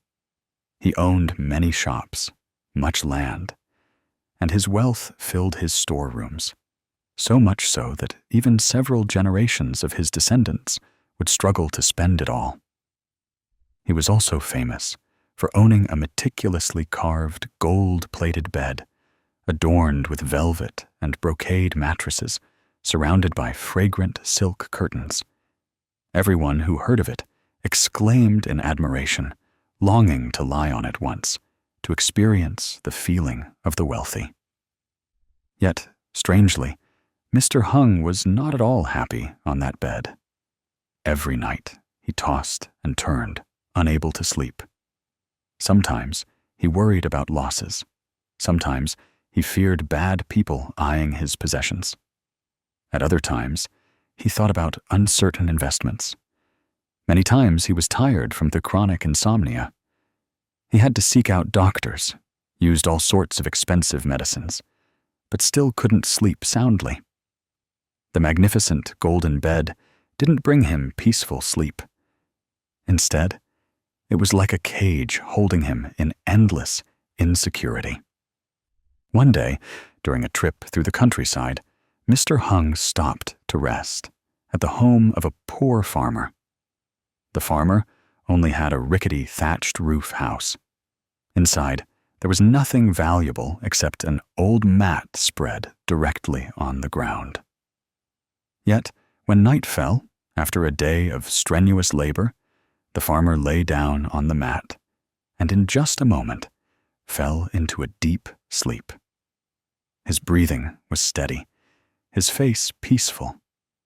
Mr. Hung sat beside him, watching, and suddenly felt extremely surprised. How could someone who had nothing in their hands, no money, no fame, sleep so soundly, while he himself, immensely rich, couldn't even have a peaceful night's sleep? That question kept swirling in his mind. That night, looking at the moonlight shining on the simple thatched roof, listening to the wind sighing over the fields, Mr. Hung suddenly awakened. He realized that true happiness doesn't lie in material possessions, nor in a gold-plated bed, but in a tranquil soul, a contented heart that no longer fears. That story, though simple, contains a profound lesson. Wealth is not about possessing a lot, but about knowing you have enough. One who has little but is content is still happy. One who has a lot but is not content will suffer throughout life. The Buddha once taught, "The one who knows contentment is the richest." Indeed, contentment is the key to opening the door to peace. When the mind is content, we no longer compare, no longer envy, no longer chase after endless illusions. At that moment, even living in a small house feels warm. Even eating a simple meal tastes sweet.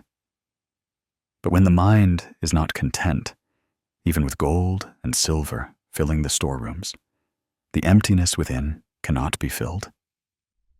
If we look deeper into Buddhist teachings, we will see that all things are impermanent. Possessions in our hands today might not be there tomorrow. Health that seems robust today can be struck by illness at any time. This body will also age, and we'll have to leave everything behind when we close our eyes forever. Life is like a journey. We are merely temporary travelers. So why carry heavy luggage and thus burden ourselves? Knowing how to let go of more, knowing how to live simply, that is wisdom. The more one embraces, the more tired the heart becomes. The more one holds, the tighter the chains bind. And at the time of departure, nothing can be taken along. What remains is only good or bad karma, a peaceful or restless mind. That's all. Do you notice? Many times we think that we need money to be happy, that we need possessions to find happiness. Yet there are countless poor people who still smile peacefully every day, while many wealthy individuals suffer, feel lonely, and even fall into despair. True peace does not come from outside, but from within. When the mind is still led by craving, even sitting in a palace, it still feels empty. But when the mind is clear, knowing how to turn back and rely on oneself, then anywhere can be peaceful. We often hear the saying, "Money can buy a bed, but not sleep." Mr. Hung and the farmer in the story are clear evidence of that truth. Practicing in life to free oneself from material bondage does not mean we have to give up everything and live an extreme, ascetic life. Rather, the important thing is to know how to use material things as means, not as ends. We need possessions to live, to care for our families, to do good deeds. But don't make our happiness completely dependent on them. Cultivate the habit of contentment, of appreciating what we have, instead of always looking forward to what has not yet come. When eating a meal, be grateful that you still have food to eat. When wearing clothes, cherish them, because they are enough to cover your body. When you have a home, however small, see it as a place of refuge. This gratitude will nurture happiness, making your heart rich, even if external possessions are not abundant. The Buddha once advised, "The contented person, though lying on the ground, is at peace. The discontented person, though in heaven, is displeased." This teaching is like a torch illuminating our journey through life. Contentment does not mean stopping striving, but not letting greed lead us, not losing peace just by chasing endless desires. Therefore, the lesson here is to practice letting go of some material attachments in our hearts. Don't let external things become a heavy burden, weighing down your heart. Remember that money, houses, and fame are just temporary guests. A tranquil mind and a compassionate heart are the only eternal possessions. When you can let go of attachment to possessions, you will feel as light as someone who has shed a burden from their back. And when you are content, your simple life also becomes an inexhaustible treasure of happiness. My dear friend, try to reflect on yourself for a moment. What are you chasing every day? What are you holding on to that makes your heart restless? If you feel constantly tired, preoccupied with money worries, stop for a moment, take a deep breath, and remind yourself, I am alive. I am breathing. I have loved ones by my side. That is already happiness. If you find yourself comparing yourself to others, remember that everyone has their own karmic blessings. No one is alike. Comparison only makes us more restless. If you feel regretful over loss, think that everything is impermanent. Nothing can be held on to forever. It is precisely letting go that brings serenity. I want to borrow the Buddha's words to remind us, the foolish, out of greed for profit, bind themselves like a silkworm spinning its own cocoon, eventually trapping itself. The wise, who know how to let go, are like birds soaring freely in the sky. Try to be a free bird. Don't turn yourself into a silkworm trapped in the cocoon of craving that you created. True happiness is liberation from these bonds, so that your soul can be light as a cloud, at peace in every present moment. Perhaps in life, few can avoid placing expectations on their loved ones. A mother hopes her child excels in studies, to not fall behind peers. A father wishes his child to be successful, to make his relatives proud. A wife hopes her husband understands her completely. A husband expects his wife to handle all household matters thoroughly. These aspirations, at first glance, all stem from love. But when they go beyond limits, they gradually turn into burdens. The person on whom expectations are placed becomes exhausted, while the one placing the expectations experiences continuous disappointment. Thus, love, which should bring warmth, instead becomes a cause of suffering. Many families break up, many relationships crack, simply because of excessive expectations. because of stubbornly clinging to an unreal ideal image. We keep wanting the other person to live according to our wishes, to be like the mold we have already drawn, forgetting that everyone has their own path, their own nature, their own karma to experience. In the Buddhist teachings, all suffering originates from clinging. Clinging to the image of a perfect child, clinging to the image of an ideal husband, clinging to the expectation that family life must be as we wish. When these things don't happen as desired, we become miserable, angry, blame others, and then hurt our dearest loved ones. Expectations are not wrong, as they can be a motivation for people to strive. But if we don't know when to let go, expectations will become chains binding both the one who expects and the one on whom expectations are placed. It's like holding a string too tightly. The tighter you squeeze, the more your hand hurts. And ultimately, you can't hold on to anything completely. To help you visualize, I want to tell you a story about a mandarin and his son, Tuan. The mandarin was a father who loved his son dearly. From the time Tuan was little, he nurtured the dream that his son would definitely become a doctor.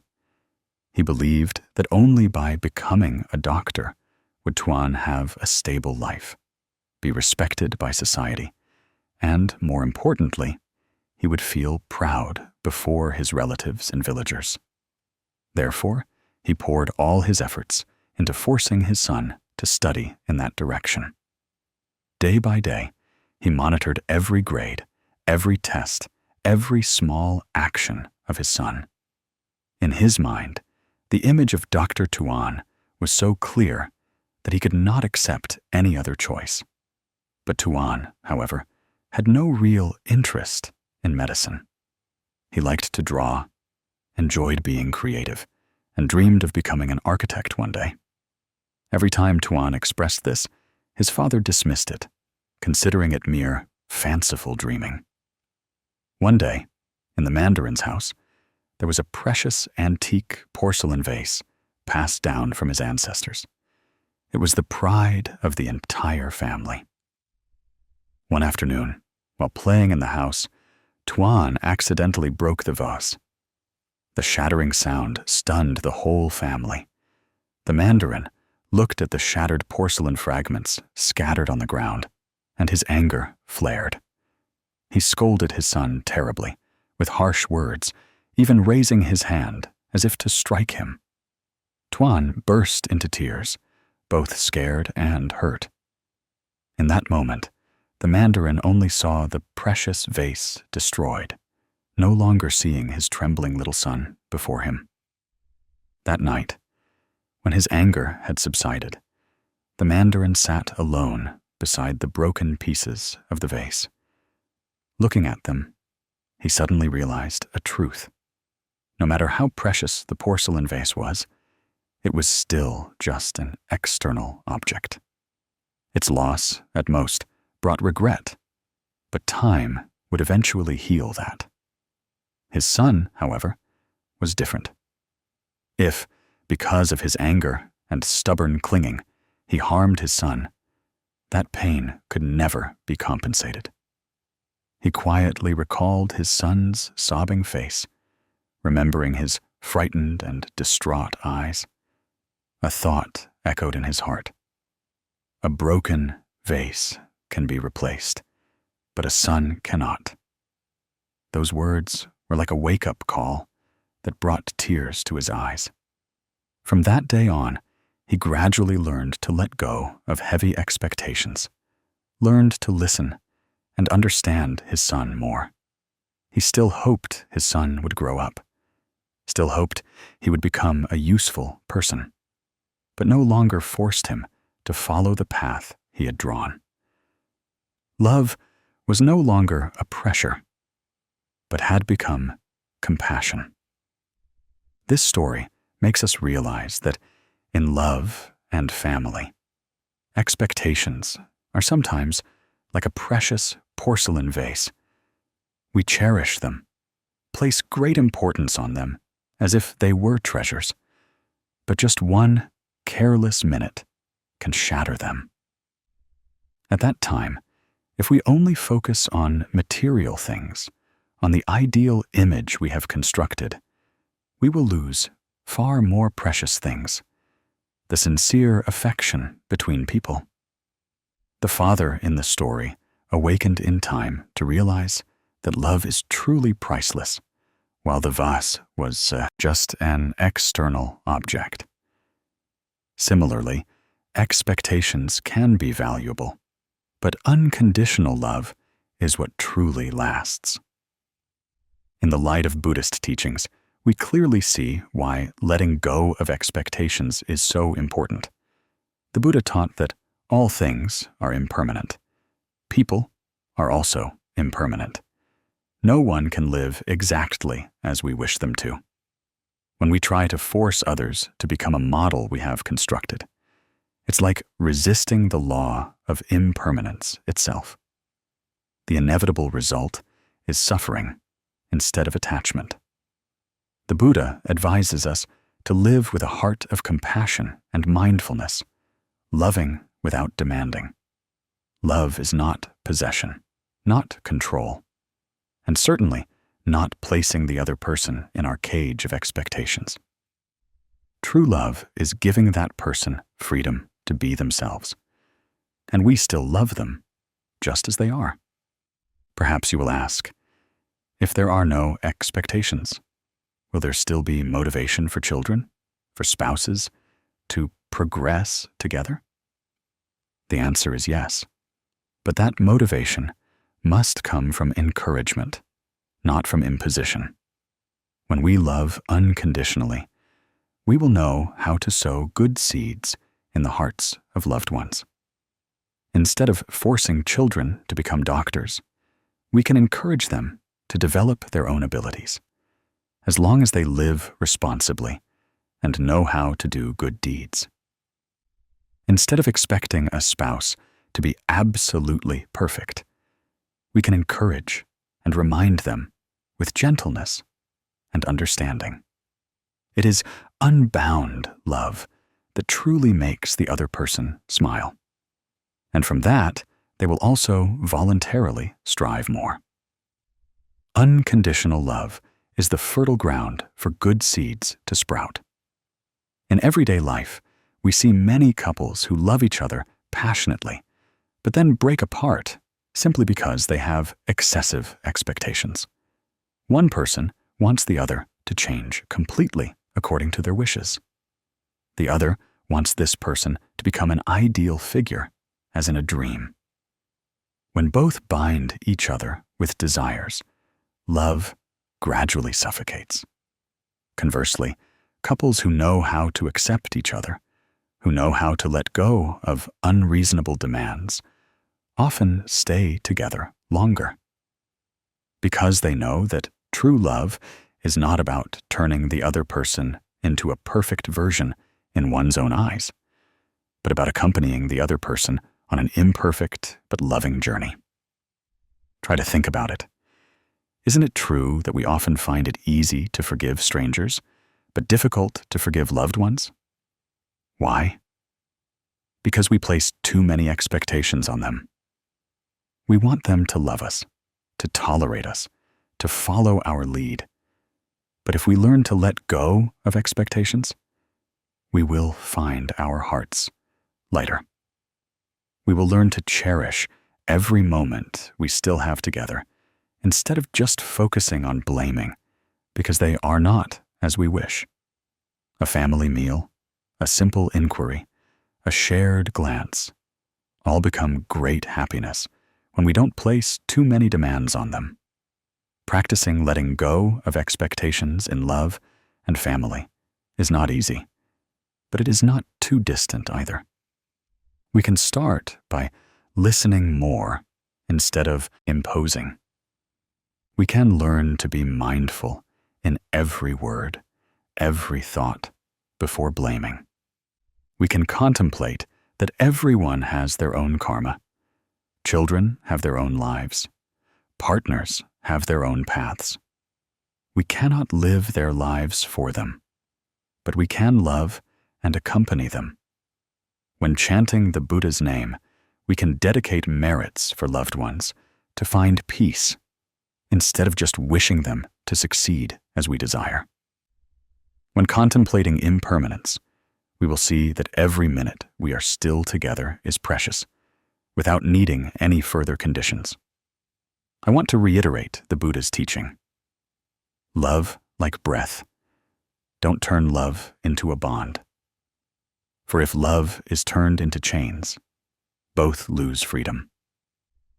Indeed, unconditional love is the noblest love. It does not demand, does not force, does not place burdens on anyone's shoulders. It is simply presence, compassion, and supporting each other through life's ups and downs.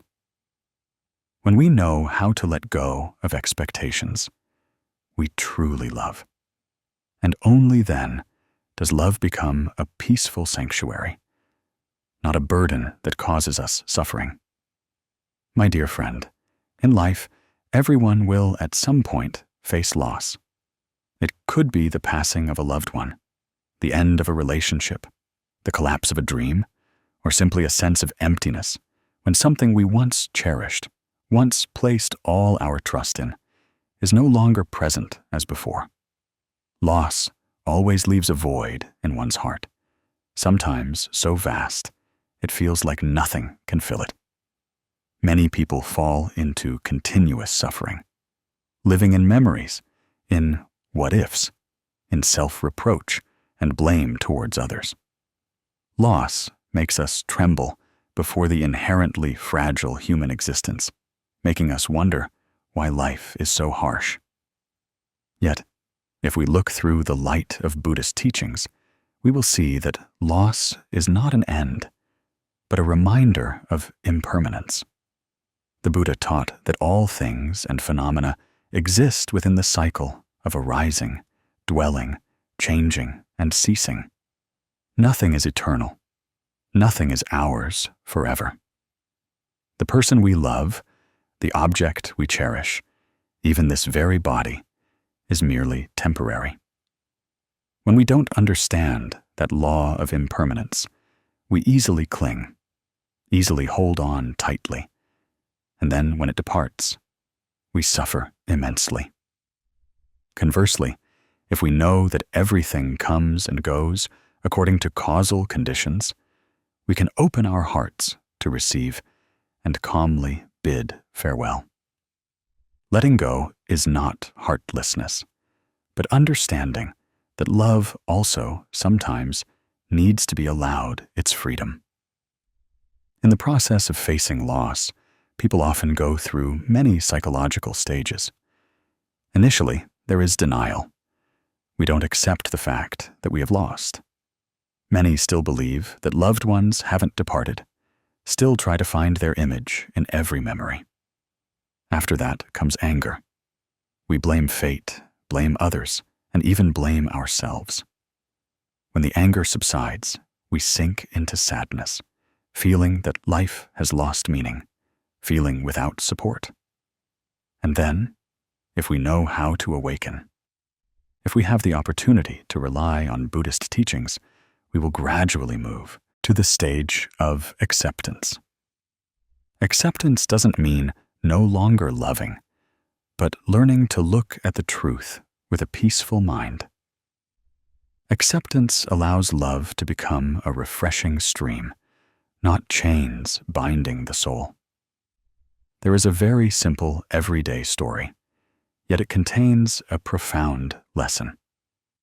Mrs. Han, a woman in her 50s, had lost her only son in a traffic accident.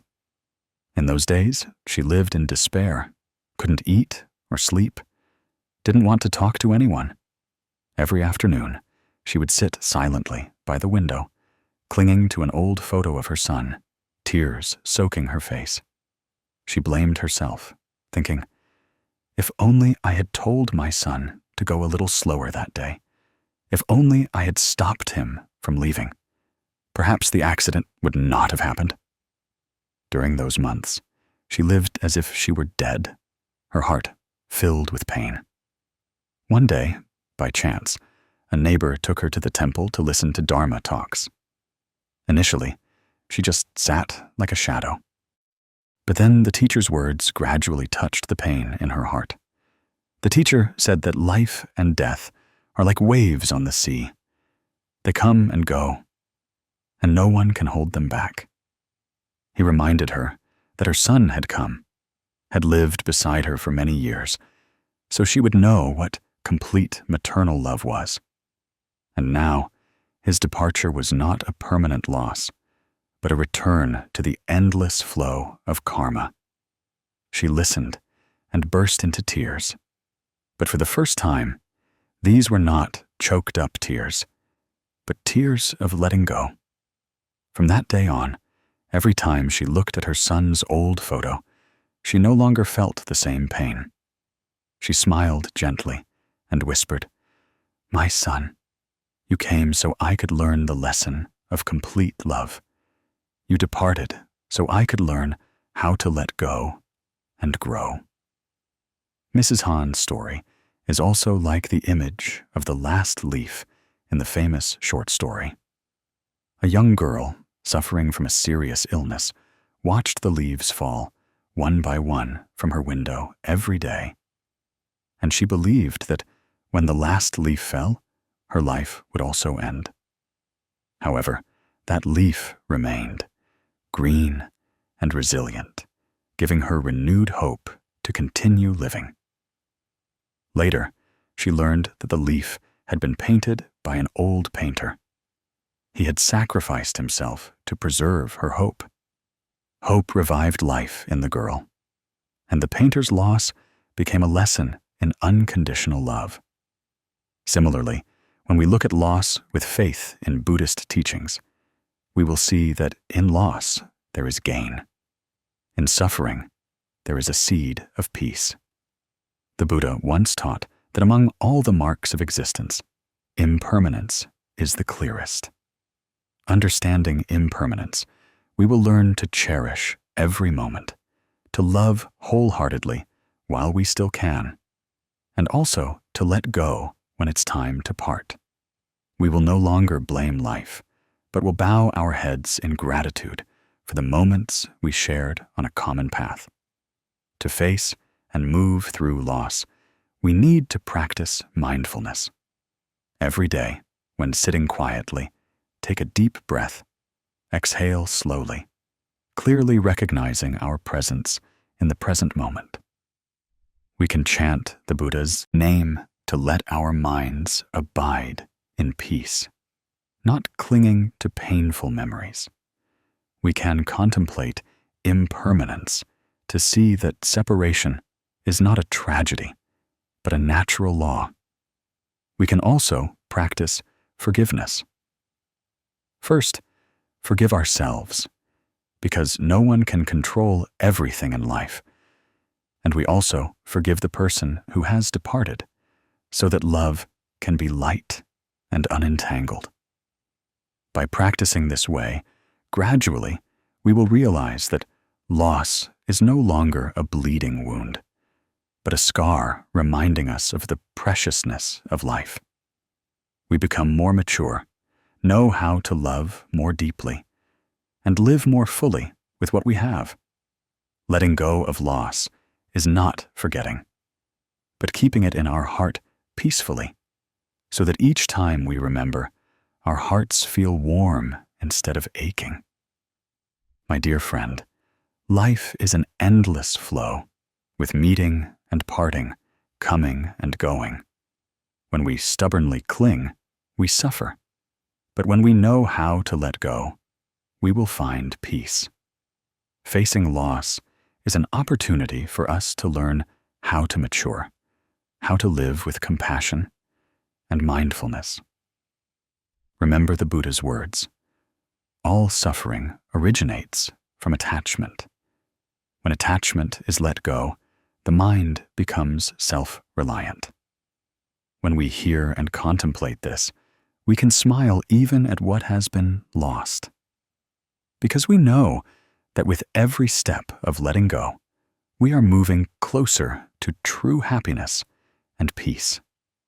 In life, we often think that if we are strong and tough enough, we will overcome all storms. Yet, how many times have you asked yourself why some people keep straining to resist? But the more they strain, the more tired and tense they become, while others pass through storms more lightly and peacefully. In reality, strength isn't always in rigidity, but sometimes in flexibility, knowing when to let go, knowing when to flow with it, so as not to break. And nature has taught us a very precious lesson through the simple image of bamboo in a storm. Imagine when a major storm sweeps through, sturdy, deep-rooted, large-branched trees, seemingly unshakable, can be broken in an instant. Meanwhile, soft, slender bamboo groves knew to bend with the wind, thus standing firm after the storm. Bamboo doesn't stubbornly resist, nor does it proudly challenge. Bamboo just gently bends itself according to the law of the wind. And thanks to that flexibility, bamboo survives. Bamboo preserves its life. In life, we humans are no different from trees in a storm. Storms can be unexpected events, losses, work pressures, or family conflicts. Many people, when facing storms, stubbornly stand tall, refusing to yield an inch, refusing to concede a word. The result is that their minds are hurt, relationships break, and health deteriorates. But if we learn from bamboo, knowing how to let go, how to be flexible, we not only overcome storms more easily, but also maintain peace in our souls. The Buddha once taught that all phenomena are impermanent. This means that nothing lasts forever, including joy or sorrow. Storms will pass, suffering will dissipate. The question is, in that moment, how do we choose to face it? If we resist, we will be exhausted. If we let go and flow with it, we will find inner strength. This is not weakness, but wisdom. Just as water, the softer it is, the more it can penetrate everywhere, while hard rock just stays in one place. There is a story passed down in Dong village where ancient bamboo forests are intertwined with the lives of the villagers. One year, a fierce storm struck. The wind ripped off roofs, even uprooted large trees. When the storm passed, people looked around. All the ancient trees in the village were uprooted, their branches broken. But the bamboo forest remained verdant, still standing firm, as if no storm had passed. The villagers were very surprised, and asked old Bin, the village elder, who had lived his whole life with bamboo. He just smiled, his voice slow. Bamboo is resilient because it knows how to bend. People are the same. When facing storms, don't stiffen and break, but learn from bamboo. Know how to be flexible to survive. Know how to yield to go further. Those words were a profound reminder. In life, sometimes we think rigidity is strength, but in fact, it is flexibility that grants us long-lasting resilience. One who knows how to listen, how to yield, how not to let the ego overshadow love, can maintain harmony in the family. One who knows how to humble oneself, how to adapt to circumstances at work, can maintain relationships and opportunities for growth.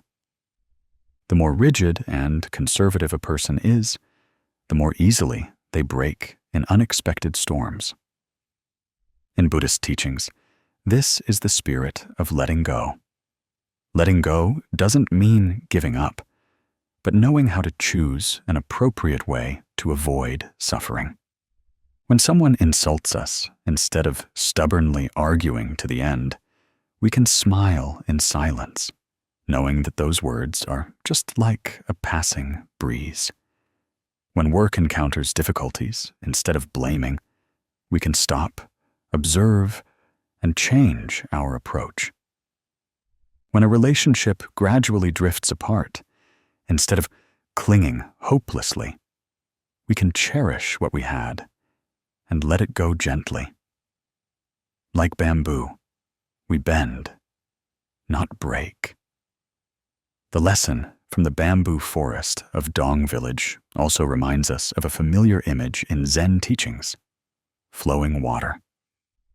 Water doesn't contend, doesn't resist. It just gently flows around obstacles. Because of this, water travels far, wearing down even hard rocks. Bamboo is also like this. It stands in the storm, but doesn't confront, just flows with it to survive. Both teach us that flexibility is true strength. My dear friend, in daily life, to practice the lesson from bamboo, we can start with small things. When anger arises in your mind, try to breathe deeply so your mind softens. Don't react immediately.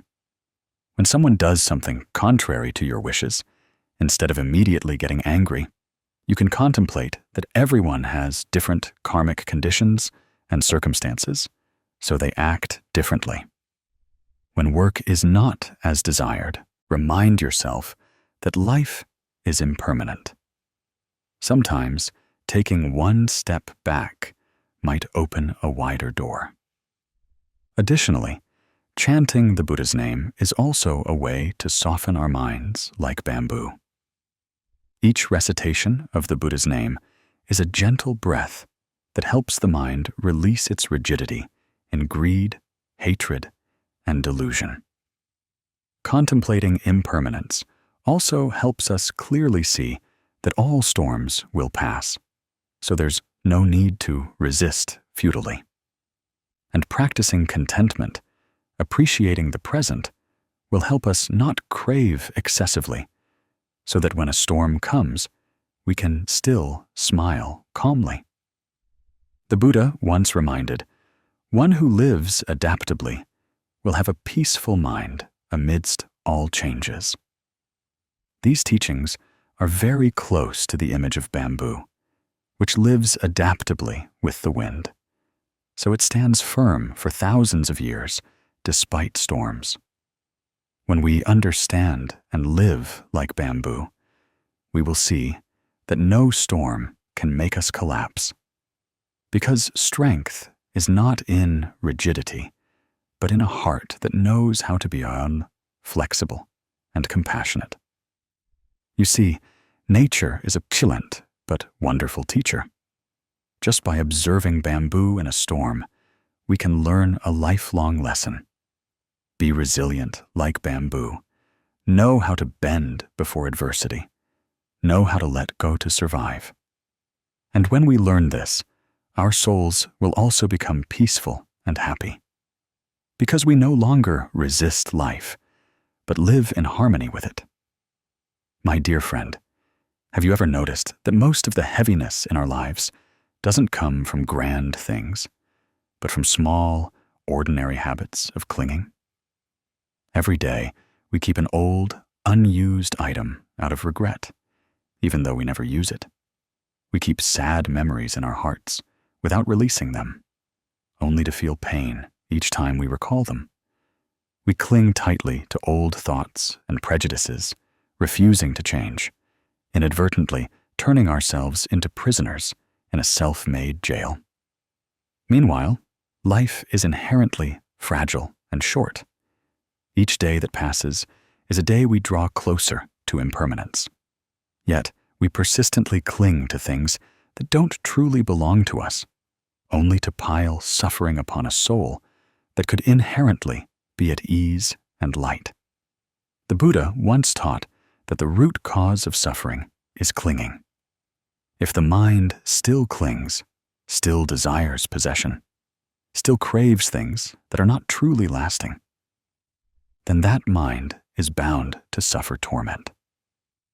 People often mistakenly believe that happiness comes from having more, holding on tighter. But in the light of Buddhist teachings, we realize that true happiness actually lies in the ability to let go, the ability to be content, the ability to see everything through the lens of impermanence. An item might be useful today, but break tomorrow. A relationship might be close today, but distant tomorrow. A body might be healthy today, but time spares no one.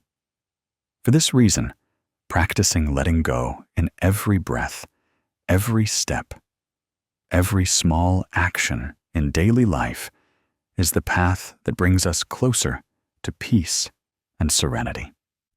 Imagine you are sitting in a small room cluttered with belongings.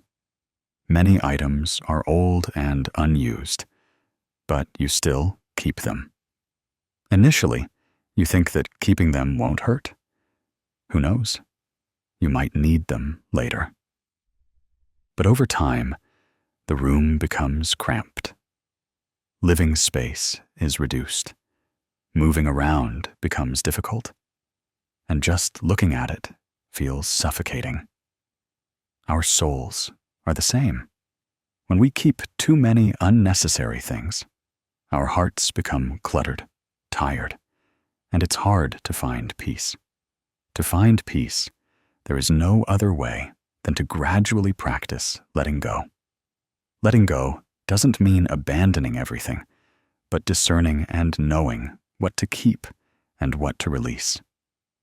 There's a very relatable story I want to share. It's the story of Miss Hoa, an ordinary office worker. She tended to keep things, couldn't bear to throw anything away. A worn-out shirt, an old notebook, even bus tickets from years ago. She kept them all. Gradually, her small room became crammed with belongings, so much so that she herself didn't know what she had. One day, she happened to read advice that said, just try, every day, to let go of one item. She began to try. Initially, it was easy items, like a pen that had run out of ink, a broken plastic box.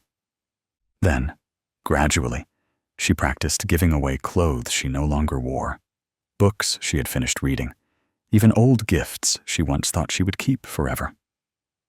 A year passed, and the room became surprisingly spacious.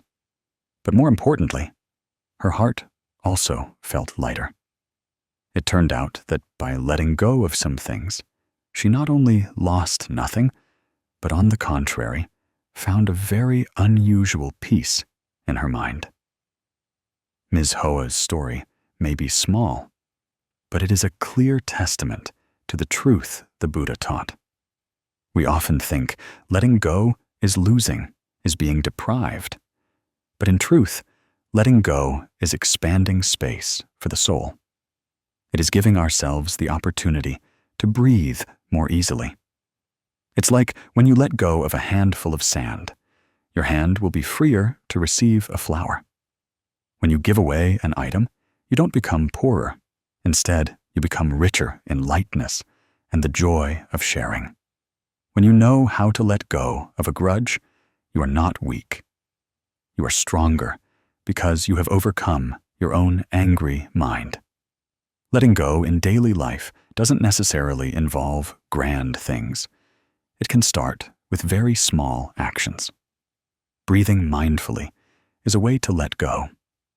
When we breathe in deeply and exhale slowly, we release accumulated tension. Eating mindfully is also letting go.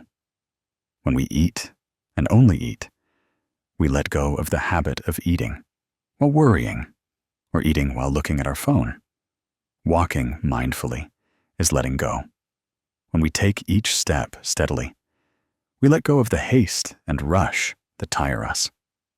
And every day, if we practice giving, practice sharing, we are also letting go of the chains of possession to understand that happiness doesn't lie in how much you have, but in knowing how to give. Someone once asked, "If I only let go of one small thing each day, will that be enough to change my life?" The answer is yes, because life is made up of habits. If every day we can let go a little, in a year we will have let go of 365 things. And just as small raindrops gather to form a river, small acts of letting go will gradually open up a vast space in the soul. The heart will then be light as a cloud, at ease and serene, just like Ms. Hoa, who went from a cramped room to a spacious area, from a heavy soul to a light heart. It all started with one small decision, giving away one item each day. Reflecting on the Buddha's teachings, we see that to have peace, one must practice letting go.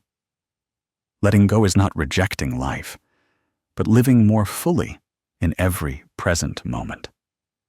When we know how to stop, know how to breathe mindfully, know how to walk with awareness, know how to smile at simple things, that is, letting go. And when we know how to give, know how to share, know how to let others also enjoy happiness from what we have, then merit also silently multiplies, and life becomes miraculously abundant. The Buddha once said, "One who lives contemplating impurity, skillfully restrains the senses, eats and drinks in moderation, has faith and diligence, will not be disturbed by Mara as a mountain by the wind." Contemplating impurity is a way of letting go, not chasing after sensual desires, not letting greed drag us into the whirlpool of suffering. Restraining the senses is letting go of disturbances from the eyes, ears, nose, tongue, body, and mind. Moderation in eating and drinking is letting go of insatiable greed. Having faith and diligence is letting go of laziness, letting go of doubt. And when all these acts of letting go become habits, the mind will naturally be at peace, and happiness will naturally arrive. You see, letting go is not losing, but finding oneself again. No one in this world can carry too much and still be unburdened. No soul can be full of hatred and yet truly smile. No room can be crammed with possessions, yet spacious. Just as no heart can have too many attachments, yet be at peace. So, if you want to find peace, start today, a little each day. Practice letting go of one small thing, perhaps an item, a habit, a fit of anger, a sadness. And when you look back after a year, you will see how vast and light your heart has become. So, are you ready to try letting go of something today? An old item, a grudge, or simply a bad habit? Just practice like Ms. Hoa, a little each day. You will see life change, because the more you know how to let go, the more at peace and happy your heart becomes. The more stubbornly we cling, the more we suffer. And once you understand that, you will realize that letting go is not losing, but gradually returning to the peace inherent in your soul. My dear friend, we have traveled a long journey together, from the very common human sufferings to the wondrous teachings of the Buddha about letting go, impermanence, mindfulness, contentment, and forgiveness. Perhaps as you sit here in this moment, you also sense why the Buddha asserted that true happiness doesn't come from trying to hold on tightly, but from the ability to smile at the changes that are inherently inevitable. In life, all of us have moments of worry, fear, and clinging. We fear that our loved ones will depart, that our possessions will be lost, that our fame will vanish, that our bodies will fall ill and decay. But the more we worry like this, the more powerless we feel, the heavier our souls become. That is the vicious cycle that countless people are caught in, and that is also the root of suffering. The Buddha showed us a simple yet profoundly deep truth. All things are impermanent. Flowers bloom, then wither. Days rise, then set. People are born, then will grow old, fall ill, and die. Nothing lasts forever. When we understand impermanence, we will no longer blame why people come and go, why possessions are gained and then lost, why youth cannot be kept forever. Impermanence is not meant to make us pessimistic, but to make us cherish every present moment, every person, every event that passes in life is unique.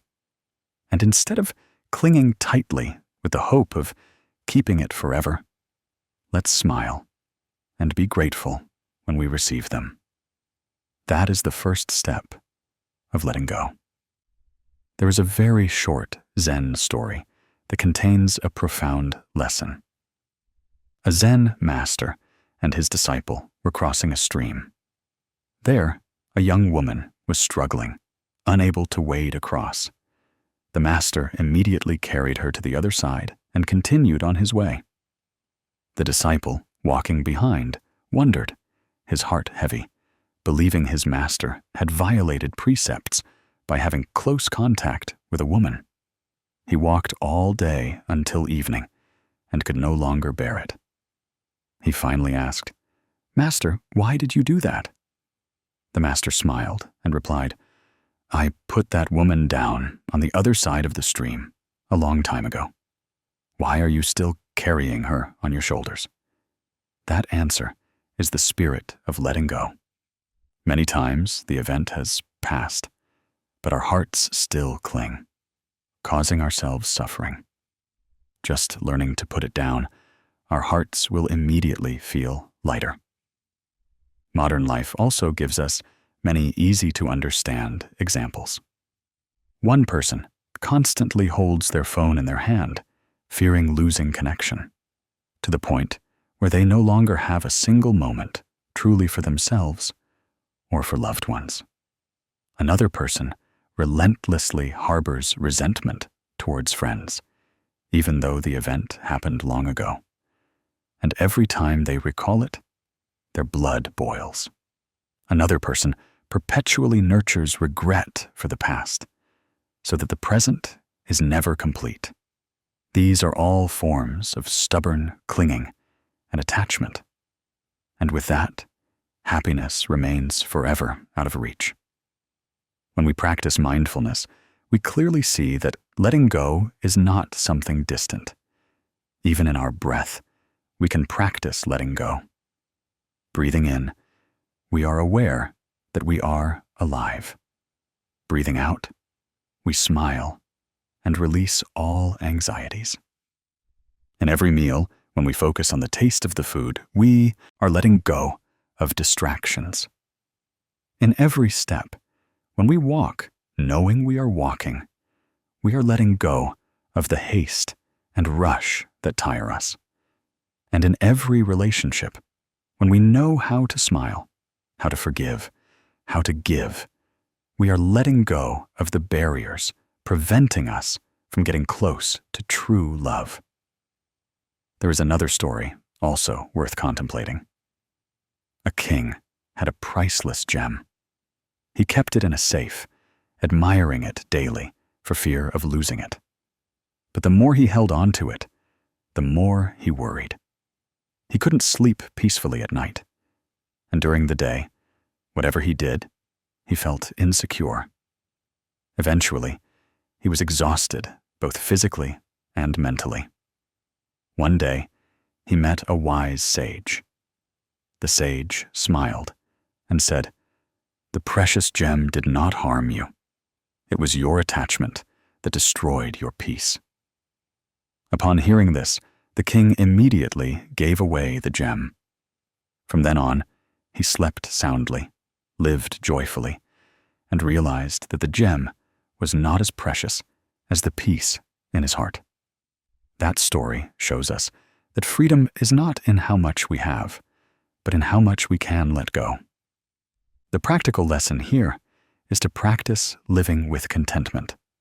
Contentment does not mean settling for poverty, but appreciating what we have and not chasing endless desires. When one's heart is content, it naturally becomes light and at peace. Forgiveness is also a way of letting go. When we forgive, we are not making the other person happy, but freeing ourselves from the shackles of hatred. Many mistakenly believe that holding on to anger is punishing the other person, but in fact, the one who suffers the most is ourselves. Forgiveness is a gift we give ourselves. To practice, you can start today. Take a deep breath, exhale slowly, and try to smile. Look at your life and see if there is anything you have been unable to let go of for too long. It could be an item, a sad memory, a broken relationship.